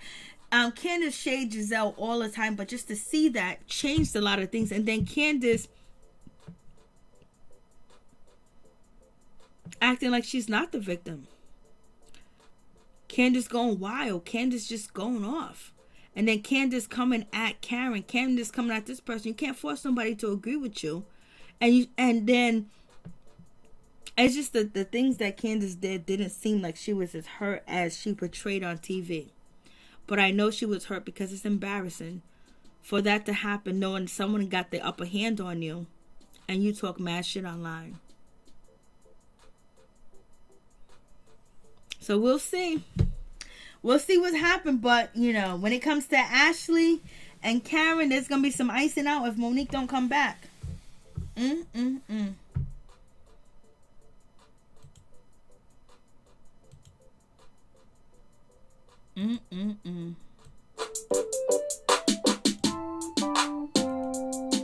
Good night, my peeps, my peoples. Have a wonderful night.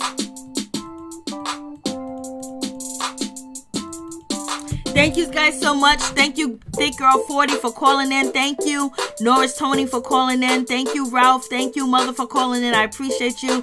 Thank you, Babe Boy. Thank you, Dave Hart, for calling. I do appreciate you. I appreciate all the calls that we got tonight, and thank all the moderators for coming through. Thank you so much, Norris Tony. I appreciate you always, Mother, and Thick Girl 40, and all the moderators, Dave Hart, and Happy Days, Ralph, Esco, Mo too as well. Thank you guys, Felicia, Butler, and Felicia, and also Major. Thank you so much.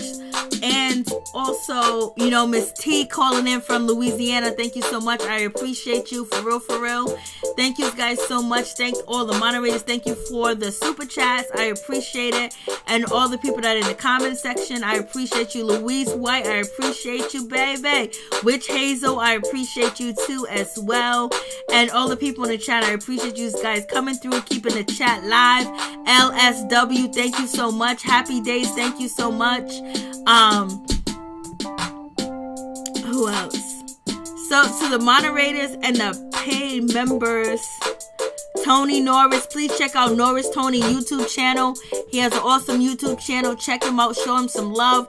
Hit the like, the subscribe button, because he got some information for your ass, baby, to get rich. And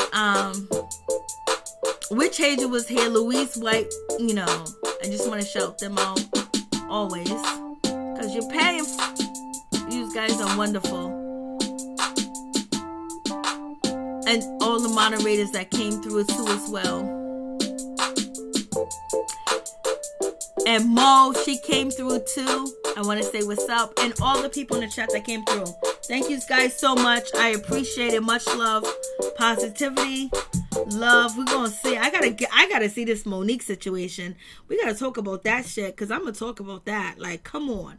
Like, I was here for Candace. Like, let's not get it twisted. When Candace, they was talking about Candace is quitting. Candace don't want to film.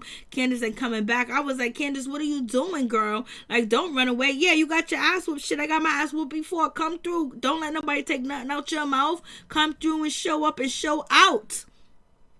And that's the same thing I'm going to say about Monique, but I want to see, like, what she says and dissect it. So I'm going to check that out, because that's some shit. Maybe Monique is looking at the situation from when it comes from, popular media other than YouTube and black bloggers. Like, she's thinking about the grand picture, like,